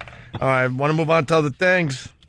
Certainly. Other things? We're done with Merv Griffin. He's dead. Who gives a shit? Give the Griffin family, perhaps. They certainly do. I would think them. People he's worked with over the years. Right. Perhaps care. Yeah. There goes their meal bag. Yeah. Maury's doing the top 10 most memorable DNA test results. What? Jesus. He's got a compilation top 10. of shit. Those never get old either. No. Video update. Well, we got the Vince McMahon thing. We got another wrestler dying. We can bring Sam in here, our wrestling expert, and get into this a little bit. I would like to ask Sam about the wrestling after maybe a few questions about his personal life. All right, could you things like maybe eating. Could you play Sam's entrance music? Play his music. Maybe he'll come in if he hears it. There it is. Here comes little Sam. Sam, he eats like an 8-year-old. Right, he eats in his little jammies, right? Yeah, it's just the food he consumes is the same food little 8-year-olds come up to their mommy and ask for. Mm-hmm. Nothing like steak or burgers or something like that. It's always got to be something in a neat package, like what are those little sandwich things that you Lunchables. Yeah, Lunchables. Like he would eat Lunchables and things like that. Lou, how old's your kid? 5 is my oldest. 2 5, and okay. 5. All right. So she gets snacks in a baggie. Yeah, things like that. All right. I can picture him just eating slimy Cheerios all day, like wet from his own spit on his fingers. And by the way, this is not a bit, it's real. Right. We didn't write a list of things for him to say. And he never disappoints. We didn't even ask him. Amazing. You would think we would ask him every day and go, oh, you actually had a burger? Oh, one day he'll be like, yeah, I just had a burger. Yeah, we don't even ask him. We just know this works every time. So with that, Sam, what did you have for dinner last night? Last night I had fish sticks with onion rings and celery sticks. Do you have any condiments with the fish sticks? What do you dip them in? Nothing. You know ketchup? No ketchup? No. You don't like ketchup with your fishies? With your fish? I just know what I call them. What about tartar sauce? Fish bakey? That's what we call that, fish bakey. Fish bakey. Fish bakey. You don't like ketchup with your fish bakey? Fish bakey. I could make a smile of ketchup for you. Oh. And you could dip it into the smile. You eat fish bakey. Fish bakey. I could make a face with the fish bakey, and the smile is ketchup. And onion rings. What? And, of course, dessert. No way! Right. Sorry. There's a way we do this. I was out of line. And what did you wash it down with? I had a glass of whole milk. Of course. Whole milk. He has milk with everything. No, not everything. He doesn't drink milk in the morning like everybody else does. He drinks milk at night with these awful meals of his. Now, fish and milk. Onion rings, fish, and cheese. Awful. Fish stickies and whatever. And, fish bakeys. Fish bakeys, sorry. Fish bakey. And fish bakey. Fish stickies. I like that too. Yeah. So what did you have for dessert? What, was that it for dinner though? No like little baby carrots like you like to eat? Celery sticks. Celery sticks, just raw celery sticks? Yeah. For dinner. Well, with your fish bakey. Fish bakey. Now, where did the celery sticks come from? Did somebody take real celery and shave it down for you, or did you buy celery sticks like with a picture of Popeye on it? Yes, he gets the ones in the bag probably, all cut up nice for him. I think my girlfriend cut him up for me. You don't even know. That's the real answer is he doesn't know where it comes from. I don't know. If he was a little more grown up, he'd actually know what the package looked like. Yeah, no, I don't know. But he doesn't even know. Was the milk warm so you could go down for a nap? No, it's not warm milk. Oh, okay. No, come on. What do you think he is? Yeah, a child. Come on, he's a man. Is he? All right, and what? Showing no evidence of that. Watch this, Lou. The dessert is the best part. What do you have for dessert? Last night I had gummy cola bottles. And I swear, you guys gotta believe us. I believe every word of it. Do not ask ahead of time. He never disappoints. To that. Wait, can you say that again? Gummy cola bottles. Gummy cola bottles. So they're gummy bear flavored stuff. That are shaped like cola bottles. Are they all cola flavored? Yeah, they're cola flavored. So it's cola flavored, and they're shaped like little bottles. God. Do you bite the little lid off first? Do you pretend to drink out of it? No, I don't pretend to drink. There's no liquid. No, that would be silly. No liquid. There's no liquid. Why would I do that? He does bite the top. Yeah. Now he's a man. You're in a serious relationship. Like when you guys want to go out for dinner, there's not many choices. No. Where do you go? You have to use the kids menu at the restaurant. Like no kids mac menu. and cheese and. Where would you go on a date with Jess? I don't know, like not quite fast food places, but like an Applebee's or TGI Fridays. What do you get at Applebee's? What would you get there? Fingers. Chicken fingers. What about TGI Fridays? Know what he gets at Applebee's? Crayons. Yeah, so you draw on the table and a dinosaur to connect the dots of the dinosaur. He likes the placemats with the games on them. That's right. Well, people at the other table whisper and point. Look at that. They should. With Jess and I before on some of our dinner dates. Yeah. I mean, we took Why him would that mic work? Why? California Pizza Kitchen. Yeah. Oh, wow. Now, what did you have there? Was that New Year's Eve? Was that your It was date night. Cheese pizza. Just cheese? You don't like other things on your pizza? Oh, no. That's ew. We can't even, Anthony will take us out to lunch every now and then. Ooh. And he doesn't know what to get because it's a real restaurant. Yeah, we go down to Rue, which is really good food down there. Right. And a lot of us get the chicken, the broiled chicken, which is just amazing. And he doesn't know what to get. Or the burgers, they got great burgers, steak, whatever. Nice burgers. And he's like, you got fish sticks or? You don't like a burger? No, I don't eat burgers. Why? He needs a processed, contained food. No, he really only eats 5 or 6 things. Mac and cheese. The guys take you for lunch? Is your bed in the shape of a race car? No. By any chance? What's the matter? How do you not like a fucking burger? I know. It's a burger. Everyone likes a burger. All right, was that it for your food last night? Yeah. Now breakfast. Now It's a whole nother story. Now breakfast, he goes sugar all the way. Let's see, what did you have for breakfast? Well, it wasn't that much sugar because this morning was Pepsi. Pepsi, sugar. And pizza. Pepsi and pizza for breakfast. He's one of these guys that the second he was old enough to do what he wanted, he did that. He did it. Wait. What kind of pizza? You guys are missing out.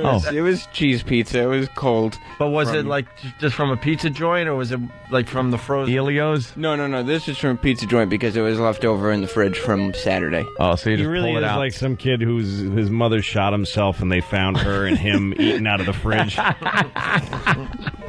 She's been dead for days, and he's just eating himself happy out of the fridge. That's it.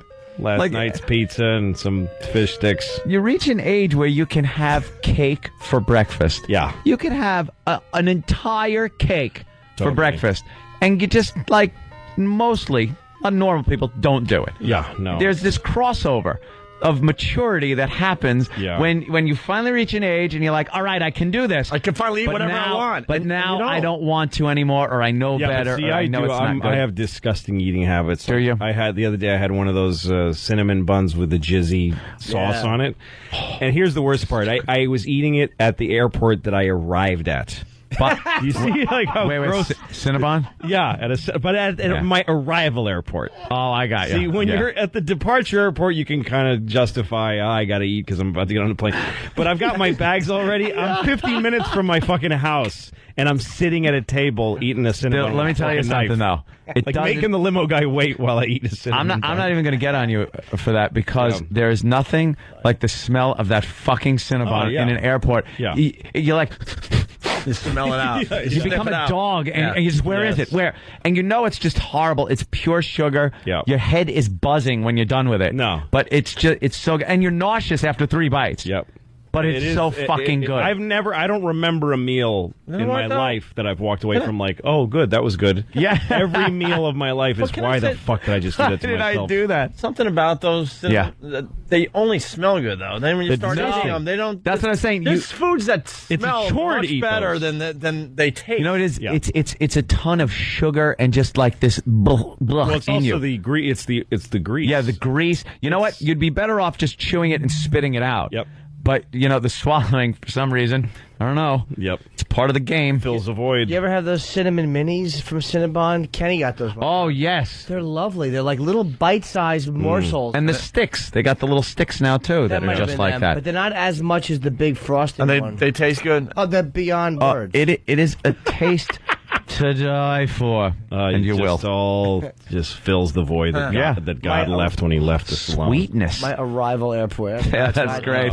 Where you should just grab your bag, leave, and go to a place I'm and putting get them down. They're next to me at my knees, my bag. Everybody would understand getting on a flight and you're hungry. Yeah, I got to That's grab classic.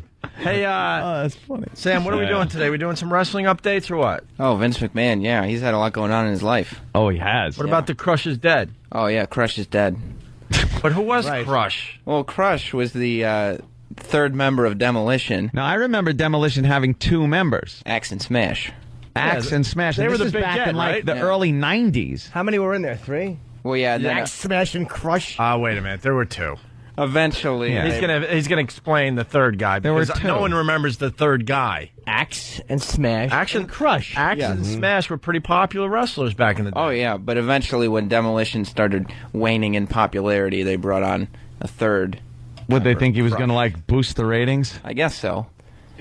Not really. Oh, wait, it was originally Axe, Smash, and Demolition. It was just Axe and Smash. That was Demolition. Yeah, I'm their sorry. tag team name And was then Demolition. Axe plus Smash equals Demolition. Thinking he was going to be like Oliver for the Brady Bunch? Yes, You exactly. bring in a new kid and it's just going to revitalize the whole thing? Yes.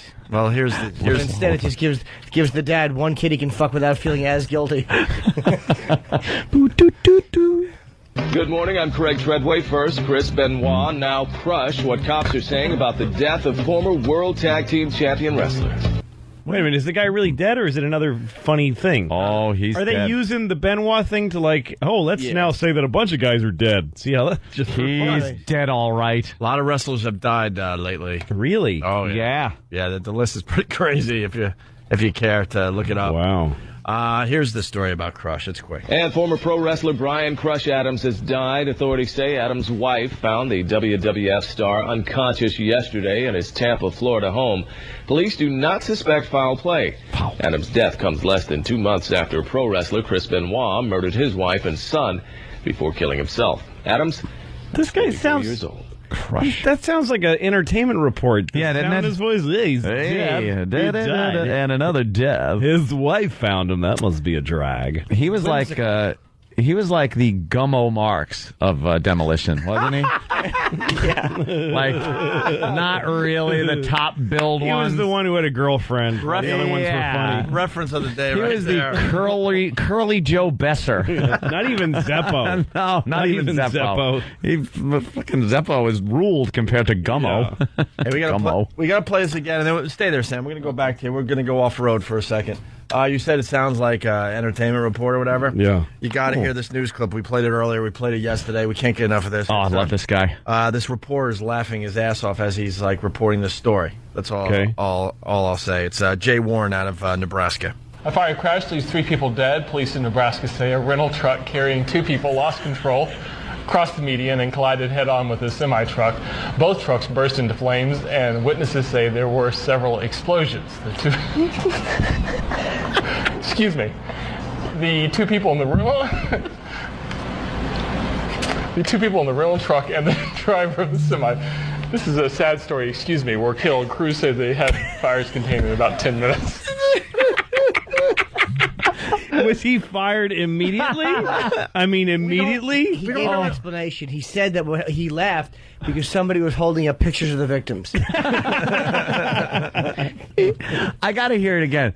The pause. That when he goes, the people in the room, you can't say rental truck. But can't you turn a laugh into a cry to save your job? No. There was a point there that he realized. Must have been fired. Dude, it was right from the start. You could hear him losing it. I don't know if you saw, the 2 helicopters that crashed into each other, yeah. because those people are fucking idiots. The newscopters. The woman, the anchor, I don't know if you could, you could hear the guy dying. Scream, you can hear him screaming while she's going, well, we're just going to go back and see what happens. I know. And she's icily. You hear that like, you hear like, it's like a cartoon screech. Get me both, Rock. And she's over it, just being so professional that there's ice in her veins. Well, we're going to see what happens We'll there. go back and see what happens. My best friend just died. Seemed like they might have had a touch of a problem. We'll be back after these words, pay some bills. And the guy in the booth is like, nice one, Monica. Yeah. Good one. Good way to handle it. Here's the truck guy again. You could hear right from the beginning that that he's losing it. He's starting to laugh. Oh, yeah, you can hear the quiver in his voice. Yeah. A fire crash leaves 3 people dead. Police in Nebraska say a rental truck carrying 2 people lost control, crossed the median, and collided head-on with a semi-truck. Both trucks burst into flames, and witnesses say there were several explosions. Excuse me. And he's like, excuse me. Like he gets mad at himself. Excuse me. And then when he's trying to say the rental truck, he goes, and then he can't even deal. Oh, boy. Tom and Philly, Curly Joe, Dorita, and Joe Besser. There were 2 Curly Joes, weren't Sorry, there? don't. Well, there was Curly. There was Curly. There was Curly, but then there was Curly Joe. Who was one of the Joe Howard Besser. brothers. Yeah. With Shemp and Mo. This guy's excited. And there was Larry Fine. Thinks he could correct the And then there was Joe Besser. And then there was Joe Besser.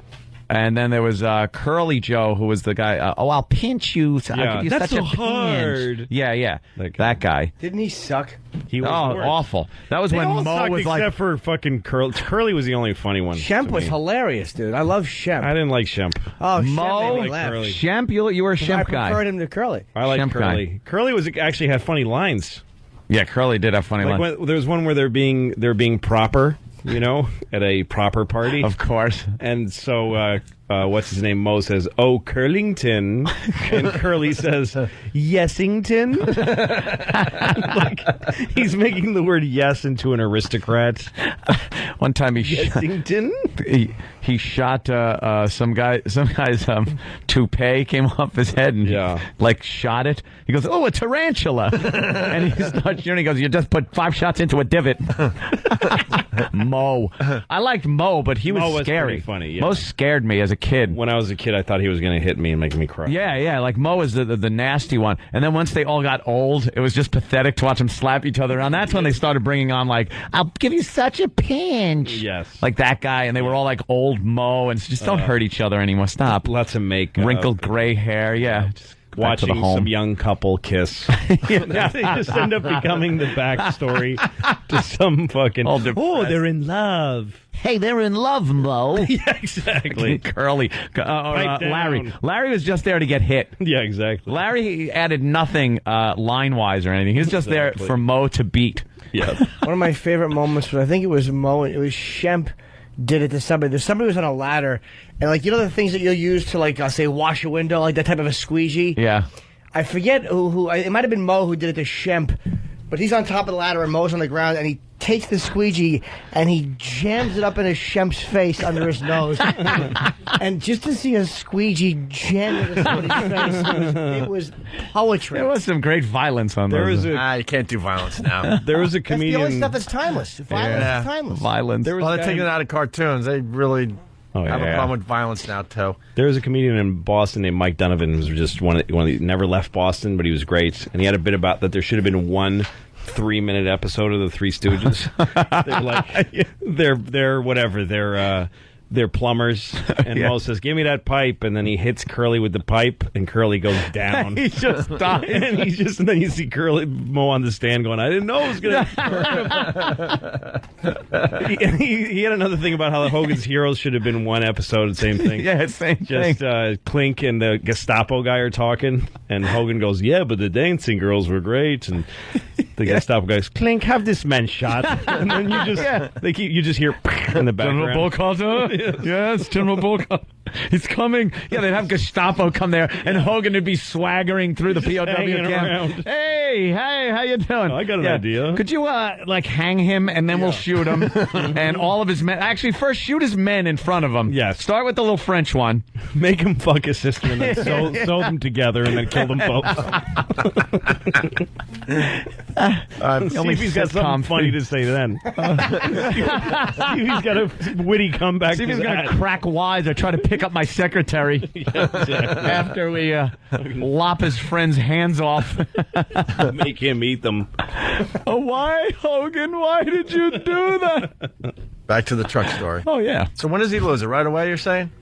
Yeah. After the first sentence, you can hear his voice. He lost it. A fire crash leaves 3 people dead. Police in Nebraska say a rental truck carrying 2 people lost control, crossed the median, and collided head-on with a semi-truck. Both trucks burst into flames, and witnesses say there were several explosions. Excuse me. The 2 people in the room... Oh, my God. The 2 people in the rental truck and the driver of the semi... This is a sad story. You don't try to finish the story. No. You don't continue to pollute their deaths with your mouth. That's why I'm thinking you do that. Say, I can't do this right now. You do this. I'm having some problems with my throat. Can I hand this off to Nancy? Or something. And you grab some water and do a spit take. You don't laugh when she says they're dead. All right, back to Sam. He laughs through it. Imagine the family might be watching that one. Well, they don't contact everyone who loves the guy. Yeah. They contact his wife, and that's it. So somebody who fucking really cared about the dude in the semi found out by a dude laughing. Ryder, why is he laughing? That's horrible. All right, Sam. Oh, yeah. Back to you in wrestling. We're back on the road. All right. Vincent McMahon. Well, yeah. So we have nothing else on Crush, right? No, just he was the third guy because they were trying to spice up. He had a solo career for a little bit, but it wasn't. Stop. You know, basically, we don't know who. Didn't really pan out. His face makeup looks a little too much like the Ultimate Warrior, as like half Ultimate Warrior. Hold on, I got an idea. Would wrestling fan cry over this guy's death? No, probably not. If E-Rock isn't crying, then E-Rock, we got the crying audio for Louis. Oh, you mean that wrestling That's guy? What I mean. If wrestling fan... He would cry over this. Would he cry over this one? I don't know if he'd cry over Dude. I don't know. He'd have to. He's such a douche. You've probably seen it. It's a great video of a wrestling fan in the stands at some local gym. And he's on wooden pull-out bleachers in a gym. And there's 4 people around tops. The bleachers aren't even full. And and there's some wrestlers there. giving interviews. Yeah. And he stands up and starts talking, and boy, he's got some stuff to tell them, and he can't quite contain himself. No. Are they talking about the wrestler who died here or something? Well, I think he's emotional because of Owen Hart's death. Or Eddie Guerrero or something? I think this was Guerrero. This was Guerrero, right? Yeah, yes. Guerrero. Yeah. All right, so now it's like this is the benchmark. Would this wrestling fan cry over Crush's death? He's a big fat guy. He's fat. He's like wrestling is his life. And hold on, this is a douche chill. This one? I just want to thank each and every one of y'all for all you've done to your bodies. It's still real to me, damn it. I mean, thank you. Easy, man. Thank y'all guys. You're awesome. Thank you so much, Mr. Hunt, for saying what needed to be said. I don't want to see another one of these. Well, thank you. Oh my God! I looked at Louis during that, and I just loved the look of disgust on Louis' face when he was like, "Your brother." Oh God! It's like, oh, what is he doing? Do you know what would be perfect? As he's talking, if out of frame, a shotgun just entered and blasted his head off. Yes. No, he just made his death unsad. He just made his life dispensable. Crying wrestling. It should be like a rule, like if you do something that dumb, you just become branded as murderable. That's it. Anyone should be able to just wipe him out. Then you have to be careful how you fucking act. Because if you do something that dumb, then you just get up. It's like registering as a sex offender. Yeah. When you move to a new town, it's okay to murder me. You won't go to jail. Yeah. No one's going to care. No one cares about me. Useless in the cunt I am. In the old days, you used to be able to make a complete ass of yourself, and it just passed. It was a moment. Yep. And maybe a couple of people had still pictures, maybe a grainy piece of audio tape at most. Now that guy is forever. He's on the Opie and Anthony show. Gonna be right. It's huge. He is we had him on. forever. We had him on. And we beat him up. Yeah. We beat him up. We beat him up pretty good. Forever going to be have a sense on of the humor internet. about what happened. Oh yeah.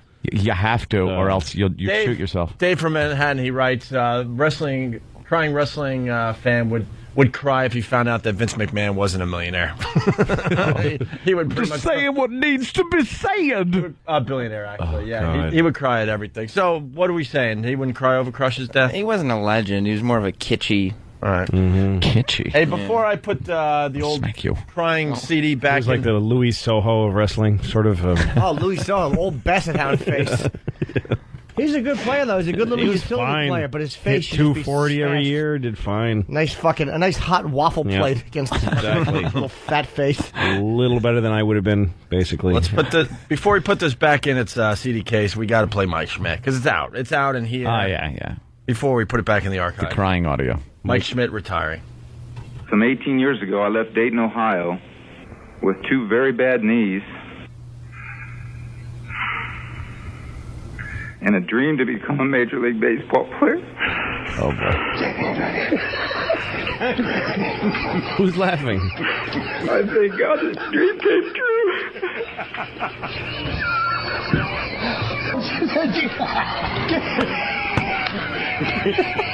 Those are the 2 anchors that were watching a runway model, fall down on one of their reports.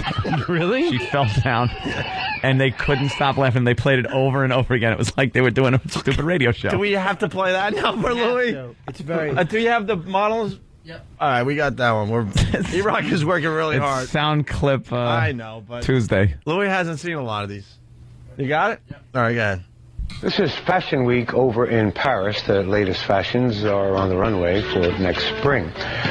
But how she falls, too. Out there today. She does it twice. One of the British designers' shows had the difficulty. A model fell down twice. That's her going down once. The young woman wearing that pink skirt and the orange platform shoes never quite recovered after that. There she goes again. That had to hurt. That was uncool. That's embarrassing. This is at least the second time.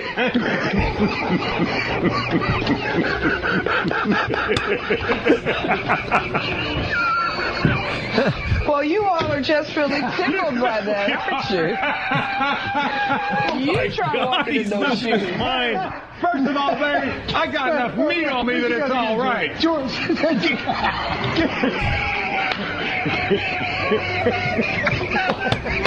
oh, dogs die. Come on. We want to apologize. Hold on.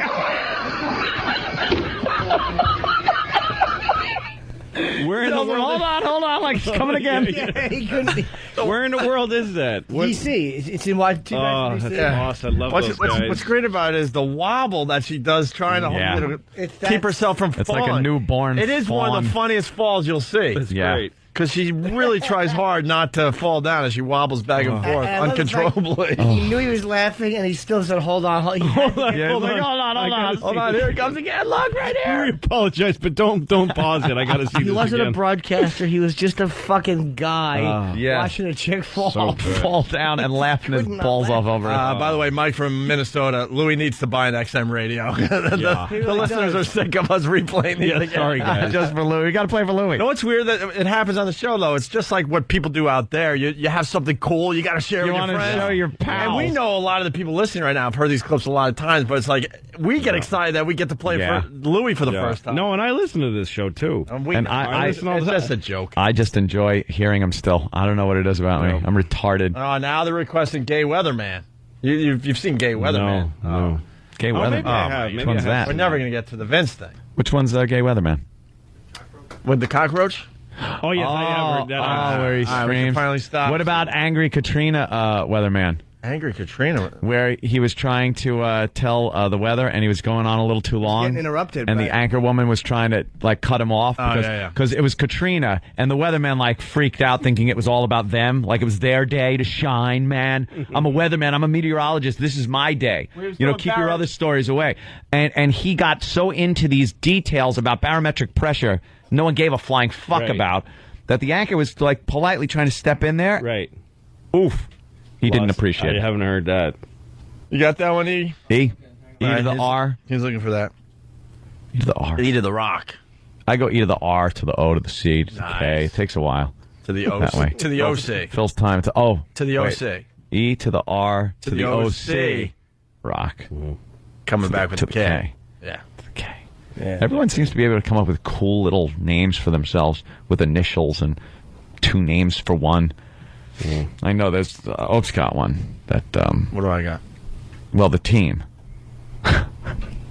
Team. The team. team? You and your girlfriend. No, I don't. Oh, I like that. No, That's fantastic. No, I don't have that. You do. That's a team. He calls them No. themselves the team? I've heard. No, I don't have. I've heard Club Soda Kenny use it a lot. Yeah. Well, they combine their names. They combine their last names No, we don't. together, and that's what he calls. Team that? You mean? Like Yes. it's a racing Yeah, team? and let's it's the just combination say- of their two last names. They're just lying.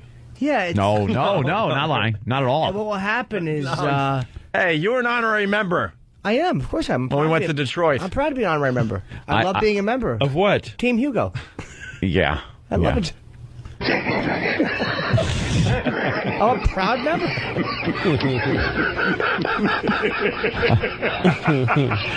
Yeah. We know Opie's last name. We won't say Lindsay's, obviously, but it's a combination of the two names. So it comes out Hughes is the first one. And then, so it's Team Hugo. It's like, where would Team Hugo like to eat dinner this evening? Like it's a Secret Service. Yeah. Right. Team Hugo. But the best is when we'll say something, and I say we because I'm a member. We'll say, Honorary member. I don't know, I still want to be a full-time. Team Hugo moving out. Right. And then just start walking. Right. Team Hugo moving out. Right. It's time to go. Look how red Opie is. He's getting a little warm. Jared from Atlanta writes, hey, why don't you guys show Louis C.K. the one where Kennedy got shot? That's old. That is a good one to watch. All right, here's the enhanced. Here's the CNN weather guy. He's a bit on the bitchy side. On edge. It's his day. He used to be on TV when I would get up in the morning and watch a little TV. I'm Not like, anymore, huh? I don't know if he is. I haven't checked out CNN in a while. Go. But the storm was 902 millibars. 902 was the lowest that you had with this storm a couple of hours ago. So it has filled in a little Could you pause for a second? Filled in with some air. No? Yeah. Dillabars. You know what it is, too? It's like, this is Katrina. Yeah. So they want to show pictures of masses of black people out of their homes and floodwaters. Yeah. That's what they want to show. Helicopters pulling people out of roofs. You want to see the guy that was outside of the Superdome pointing at a corpse in a wheelchair and saying, I wouldn't treat my dog like this. Right. They want to get right back to that coverage. Dillabars. So they go to the weather guy, and he's talking like millibars and stuff. And the woman's like, the producer, the director's in her ear going, get off this guy. Let's go back to the action. Find a way out. But this guy thinks he's the shit.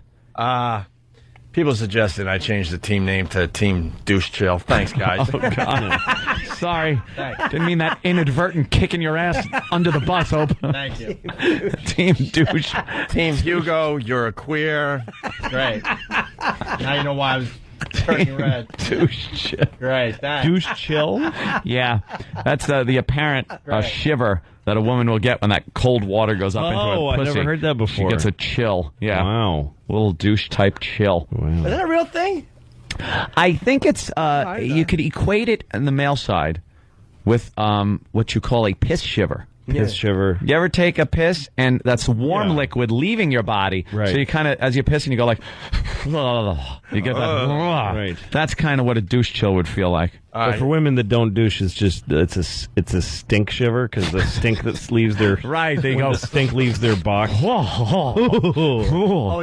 how they have it's a dry heave. They're so foul they have to spray foreign liquid into their cunts to make it livable. Could you clean out that garbage? Or for women that barge? don't do it and their husbands don't like it, it's a box kick wince. the wince they give when their husbands kick them in the box. You know what a cunt is? It's a garbage barge folded over like a fucking Dorito or no, a fucking burrito. That's what it is. It's a folded up barge of garbage with an afro on the end of it. Pelicans flying around it. Exactly. That's what a cunt is. It's Staten Island folded up like a piece of pizza. It is. But you can't even clean it out with a giant magnet because nothing's metal in there, unfortunately. No, it's all just... It's all fetid. You don't appreciate the woman. The finer parts of a woman. They have to fire a fucking, just liquid in there to clean it out. Gotta fucking spray for wasps just to get near it. You need that long distance hornet spray. You fog it first. After when I don't work on my Mustang for about 6 months in the summer. And they'll make nests under there I gotta go under the hood. Yep. Need that long range. All right, back to the scene, weatherman. Yeah. With what is it? The billow... Dillabars. Millibars. Millibars. It's dildo bars of pressure. Sam's still standing there with his headphones on. How awkward do you feel? Here's more of the weatherman. More Dillabars.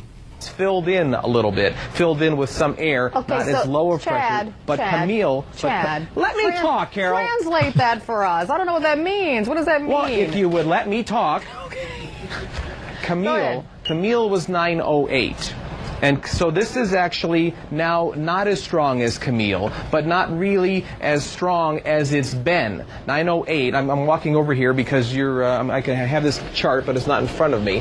908 millibars is 26.81 inches of mercury. This storm got down to 26.61, and right now it's 26.98. Now, if you would go to your home barometer that you have, it's probably a big circle hanging on your wall. Home barometer? You go look at that. That is completely off the screen. Rarely would you ever have to have a barometer that would go that low in the northern hemisphere, unless you were obviously trying. Nobody has a barometer, you fucking gay cunt. All right, just having fun with you this morning. Just having fun with you this morning. No, you can't even be honest and just say, look, it's my moment to shine with my mercury, inches of mercury. If we're going to go down this road now, we got to go with anchor people that fight. Oh, I want to hear that one. We got two really good ones. But that guy got so flustered after she told him off that he couldn't get anything. I walked over to this chart now, and the millibar inches. This was 28 inches of mercury. People stutter for a reason. Yeah, his heart was racing. He was fucked. She fucked him over. He pulled that the ear bit off really hard and said, "If that cunt talks to me again, next time there's a catastrophic hurricane, I want my rights." Yes. I'll bet she cuts millibars. his balls off all the time at work, too. Like, fucking, he'll have a Pepsi. It's like, oh, Chad, don't you know Coke is what men drink? But he thought he had something for real for once. No one like that city was wiped out so I could show off my community college education. Yeah, watch me talk about, like, the barometer. Yeah. Find your home one. It's probably that round thing on the wall, and then you look around and go, fuck, that's been a barometer all this time? Dude, I've been getting to work by, like, 96 inches of mercury. We had one on a lamp in our living room, and that stupid thing barely moved. It went from here to here. Did it say fair? Stormy? Yeah, exactly. That's what you need if you're going to go out and go crabbing. Right, if you're on the deadliest catch, you need a barometer. Basically, if it went off the charts, you just knew you were fucked. The apocalypse was happening. Even barometer makers made just funny things on their barometers. They realized you put numbers on there. Not fit for man nor beast. Reading from Whackbag, this will end the whole team thing. Opie, how about you name your team after you and her ages? So you could be Team 15. Dude. We got. By the way, if you can't find your barometer at home, look in that folded septic tank that your gal calls a twat. It's probably fallen in there. Caved in septic. What is your problem with women today, Jimmy? I love women. I'm saying a vagina that needs to be douched. One that needs to be douched. Yeah, I'm saying a stinky. I thought you were saying An that any vagina. You might want to clarify. I thought you meant any vagina. No, he's talking about an unkempt fucking wild woman pussy. Of course, then I wholeheartedly agree. Yeah, no. A filthy pussy. No, that's what in general, I think the word cunt is a weird word for a vagina, because the vagina, a decent one anyway, is like little flower petals. Like you hear a piccolo in your head when you see a vagina. Yeah. Diddly. Nice flower petals. And then they say cunt. Yeah.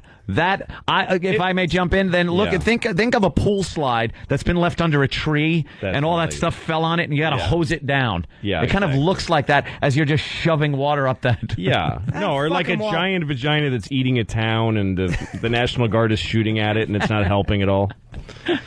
Even when you're fucking a healthy looking one, you pull your dick out, it's got like fucking little milk marks around it. You're like, what happened? Is your pussy manic depressed, taking fucking Haldol? It's got like white shit that fucking manic depressives get in their mouths. I get a fucking milk ring on the end of my dick, you slime bucket. Jesus. You're a fucking chicken that's got those slug snots on it. White slug boogies. God. Hey, you fucking hose this hole out, please. We got anchor fights. We should start with. I love these anchors. Let's go at each other. The LA ones. That's the big get. So let's go with Bill Evans. Weather guy Bill Evans arguing with the anchor while Laurie Stokes just sits there.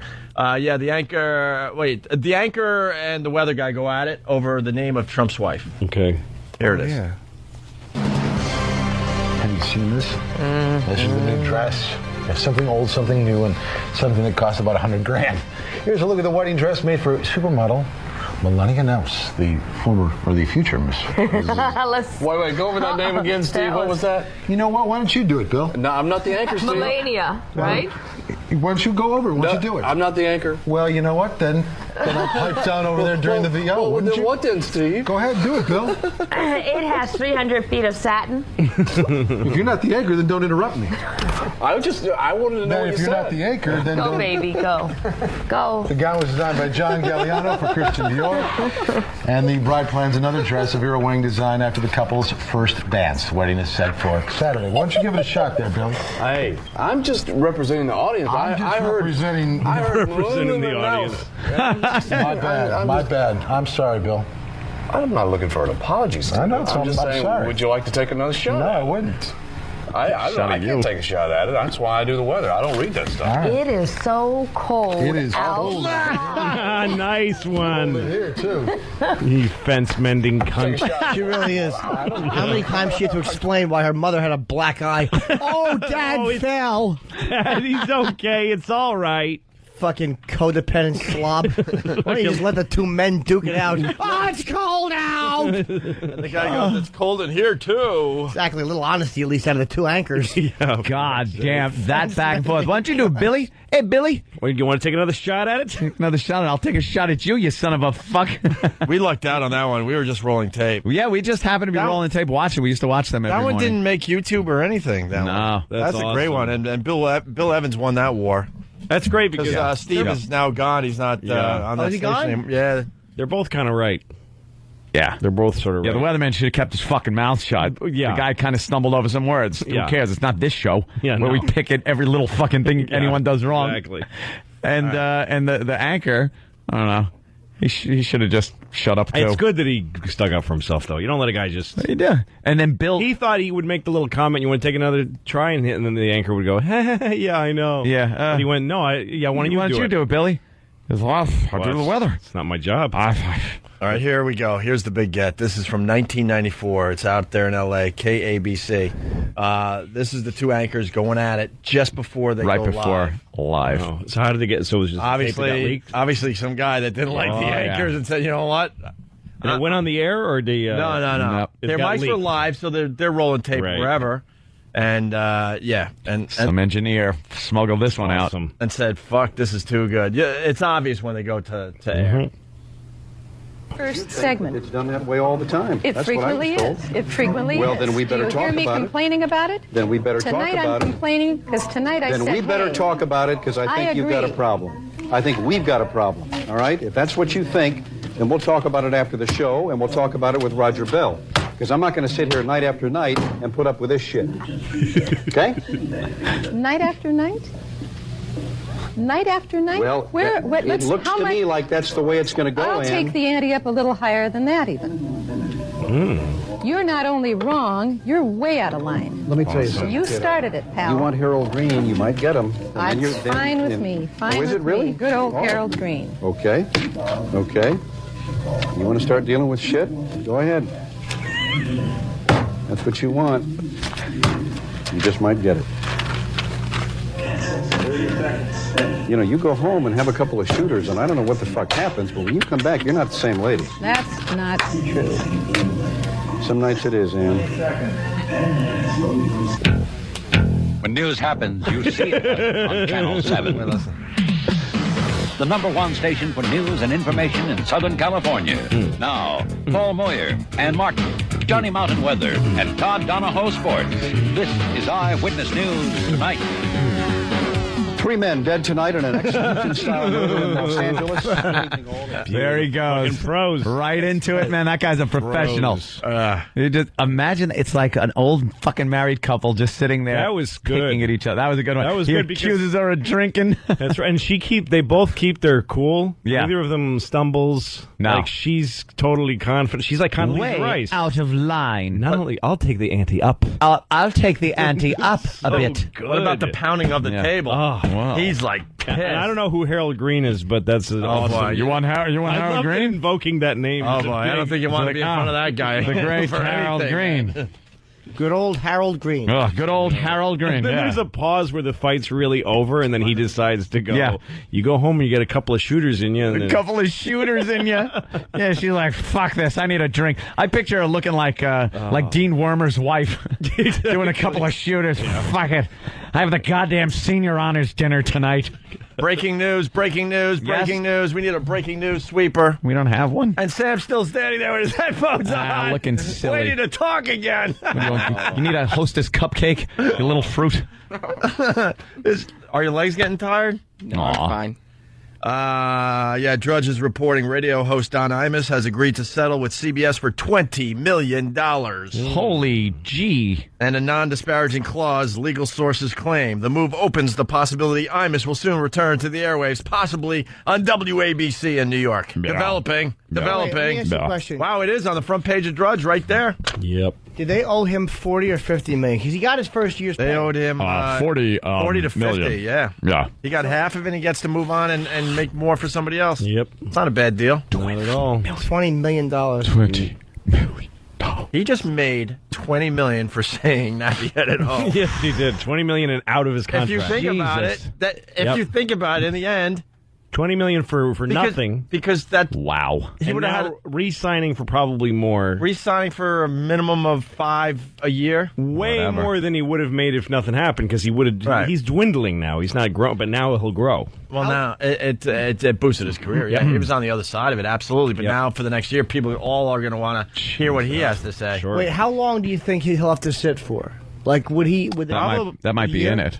I'll probably. Well, they've been hinting that he's going to come back in January, so someone already knew that he probably has like a 4 or 5 month no compete. For that settlement, though, that might be something where they say, look, we'll give you $20 million. You got to sit out.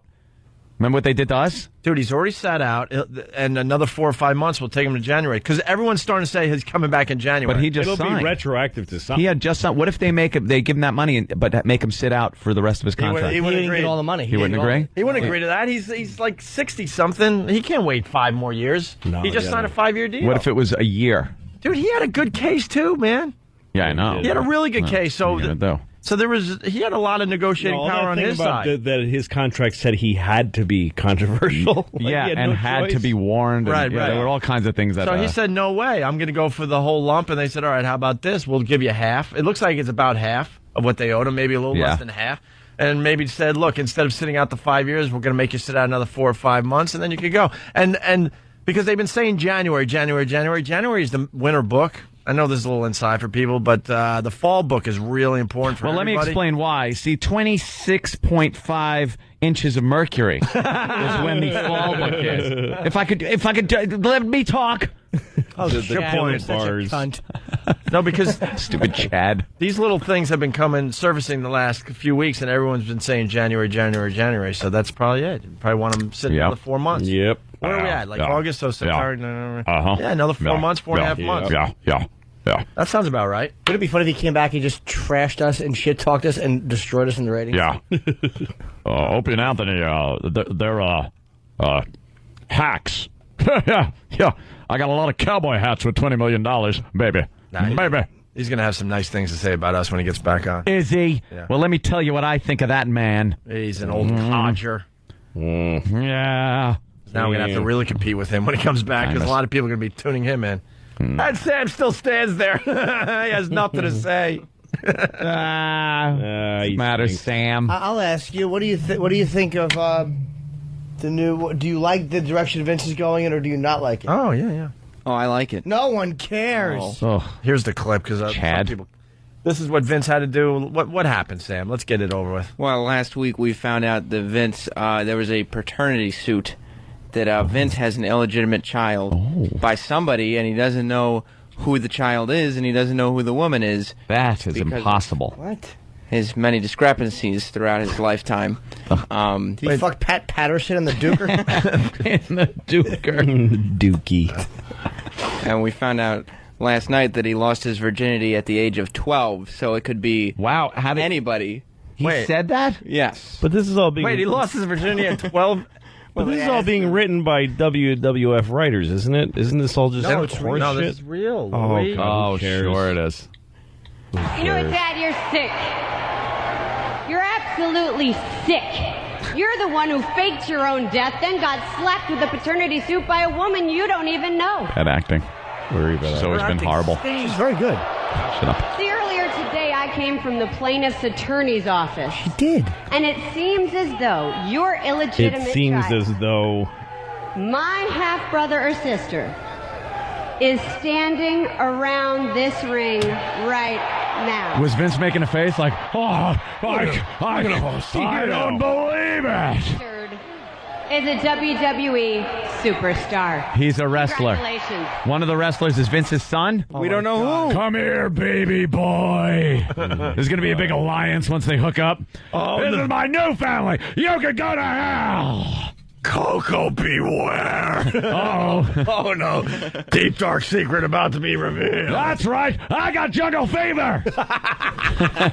It's so weird when you see it during the wrestling matches when they play backstage things. Yeah. And it's something in an office where some guy, I'm a lawyer from this company. I'm talking loud for no reason.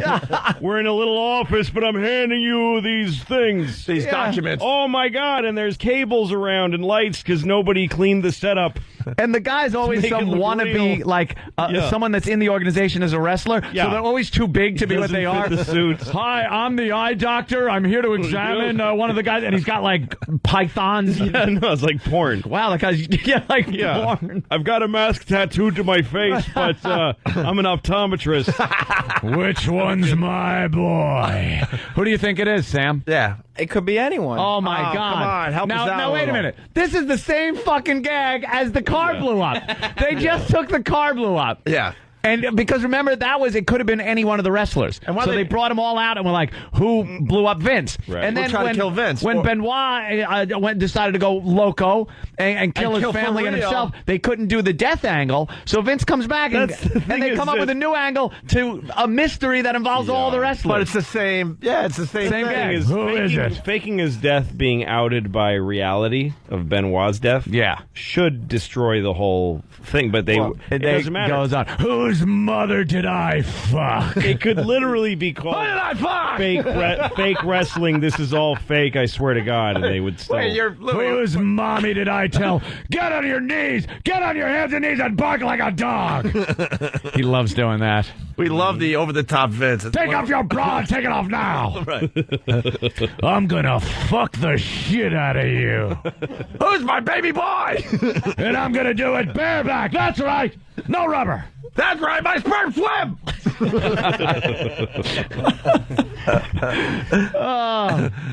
So you have no idea. No, well, he said he faked his own death because... Who looks like Vince? Yeah, they gotta look like each other, right? Well... it's going to be Triple H. And then that makes it even sicker. Oh, my God, because then this Triple H is married to his daughter. Right. Which would make some big incestuous, sick thing. Well, they're trying to get ratings up in Alabama. That'd be good. Finally. He did look long and hard at Mr. Kennedy. Who the fuck is Mr. Kennedy? George Kennedy, the actor? Loved him in those airplane I pride myself in movies. knowing some of these guys, but who the fuck is Mr. Kennedy? Mr. Kennedy is a big superstar right now. Is he? Dr. Kennedy. He has his wig removed with a shotgun whenever he enters the ring. Or in the kitchen on the way in. They shoot him. So it's him? No, I'm saying it could be. It could be The Miz. The Miz was in Detroit. It could be him. Why didn't we ask him? The Miz is a big fan of the Opie and Anthony show. He wrote all about the virus tour on his blog. I read it. It can't be someone old. We know it's not He lost his virginity at 12. And how old is Vince? He's got to be 60. You're just stalling. I just got to communicate. So they're doing this so it could be anybody. No, I got to communicate. Sorry to stop you in your tracks, but it's coming in. Ask Sam how Mr. Kennedy introduces himself, and supposedly he could do the yell, whatever the yell is. Well, he just shouts his name. Well, how? Let's hear it. Let's hear it. He goes, Mr.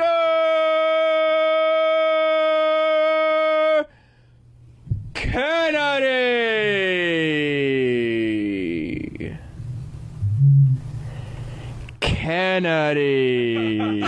Oh, my God. This guy is not real. No, he doesn't. Fuck. No, he doesn't. Yeah, the mic comes down from the ceiling. Like an old boxer. An old school, yeah. He pushes the ring announcer out of the way. He won't let anybody else announce announces himself. Yeah. Wow, that's terrific, Sam. It gets the crowd moving. Oh, I bet. A lot of people are suggesting that Vince's son is the Undertaker. That Vince, fucking... Oh, fuck the dead or something? They went to the cemetery. So they made him lose his virginity at 12 so that it could be anybody. Yes, and then there's no one old enough to be 50 and wrestling. Well, Ric Flair was standing right behind him right after he said 12, and they said that means it could be anyone. And then Ric Flair was standing right there, but I think Ric Flair is a bit out of the age range. Maybe to be his son. Possibility. Although Ric Flair looks a little bit like this Mr. Kennedy. Mr. Kennedy Is looks that like him? A younger version. Looks like a young. Can we hear it? Is there a relationship there? No. Let's see how good of an impression here's Sam did. Let's go.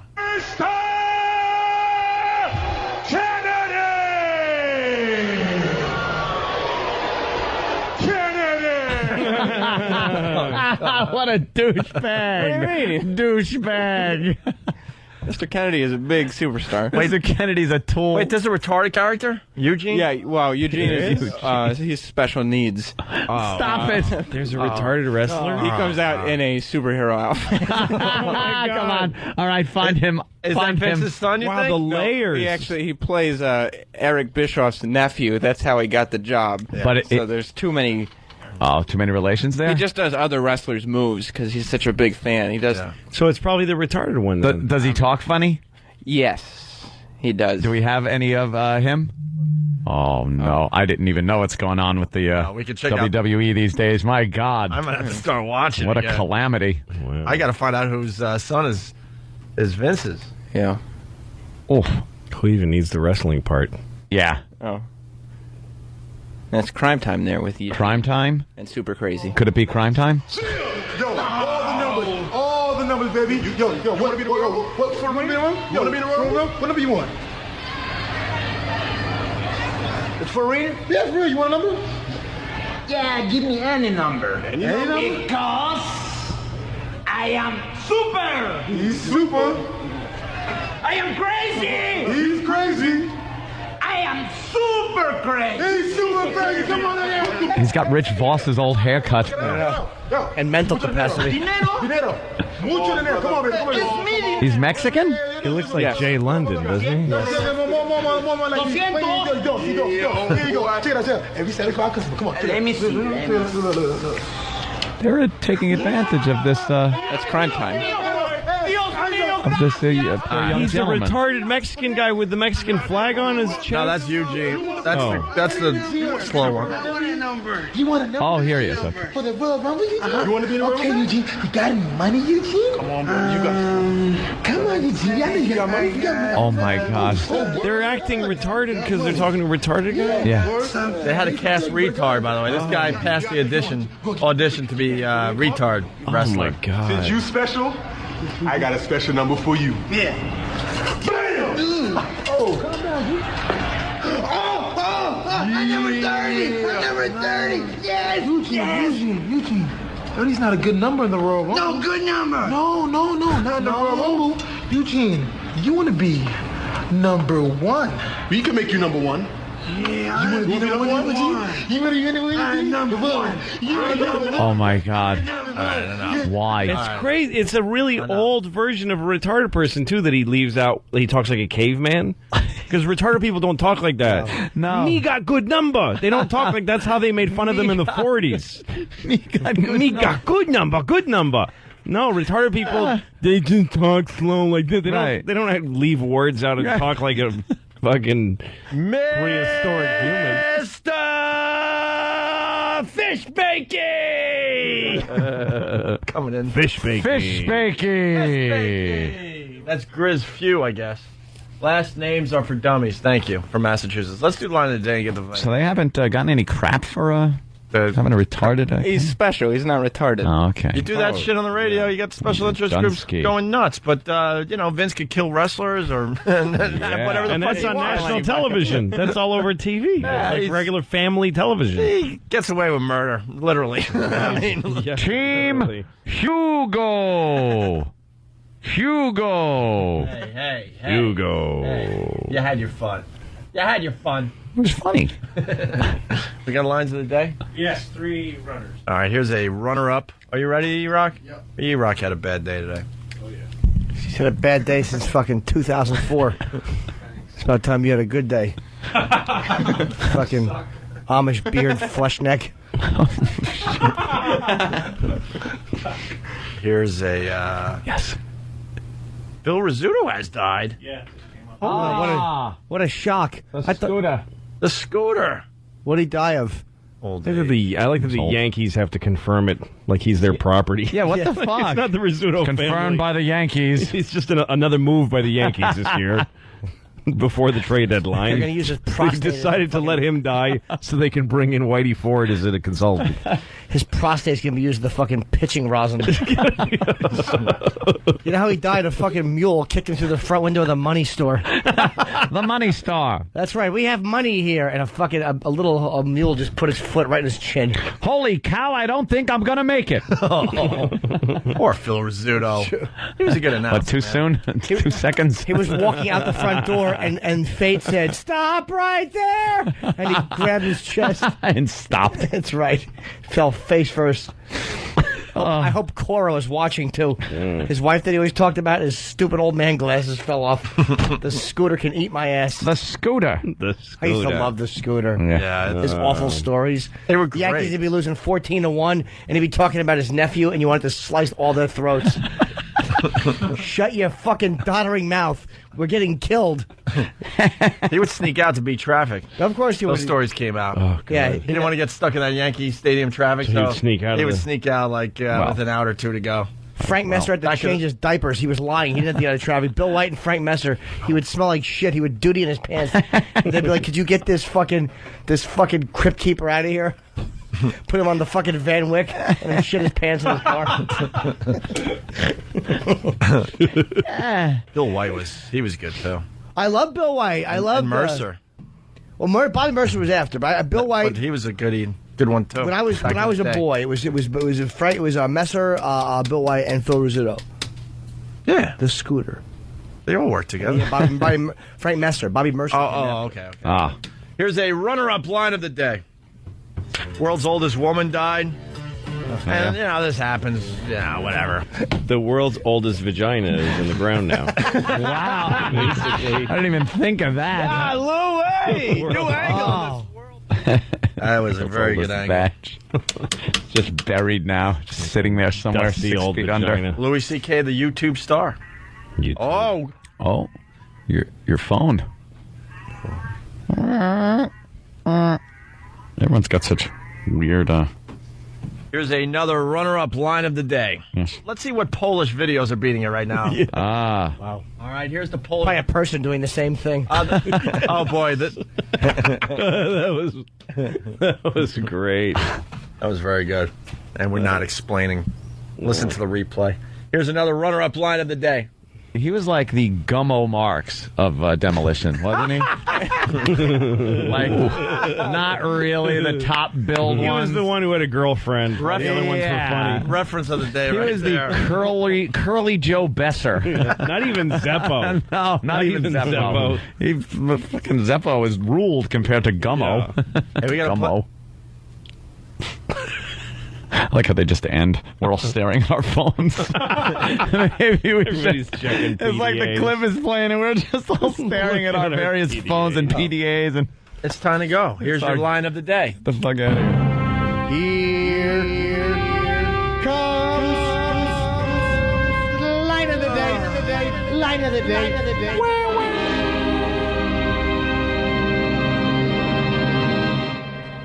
Oh, no. Maybe he's got a sore throat today, and he's just got a swollen throat area. Certainly does. His throat is sore from having fish lobbed into his mouth. I'm queer every day. Beautiful. All right, what plugs need to be done? What do we got? Louis, go to your MySpace for your tour MySpace / Louis C.K. Tour dates all over the country. Chewed Up is the name of my tour. Theaters everywhere. Nice. Jimmy? I'd like people to buy Happy Endings because I want to stay on the bestseller list. And I'll be in Boston at the end of next week for a signing. All right. Going to Boston. Boston, Mass. Let's make it easy. We're out. Hello. This is Louis C.K., and you are right now listening to Opie and Anthony. I don't know you, but I hate you right now. Opie and Anthony.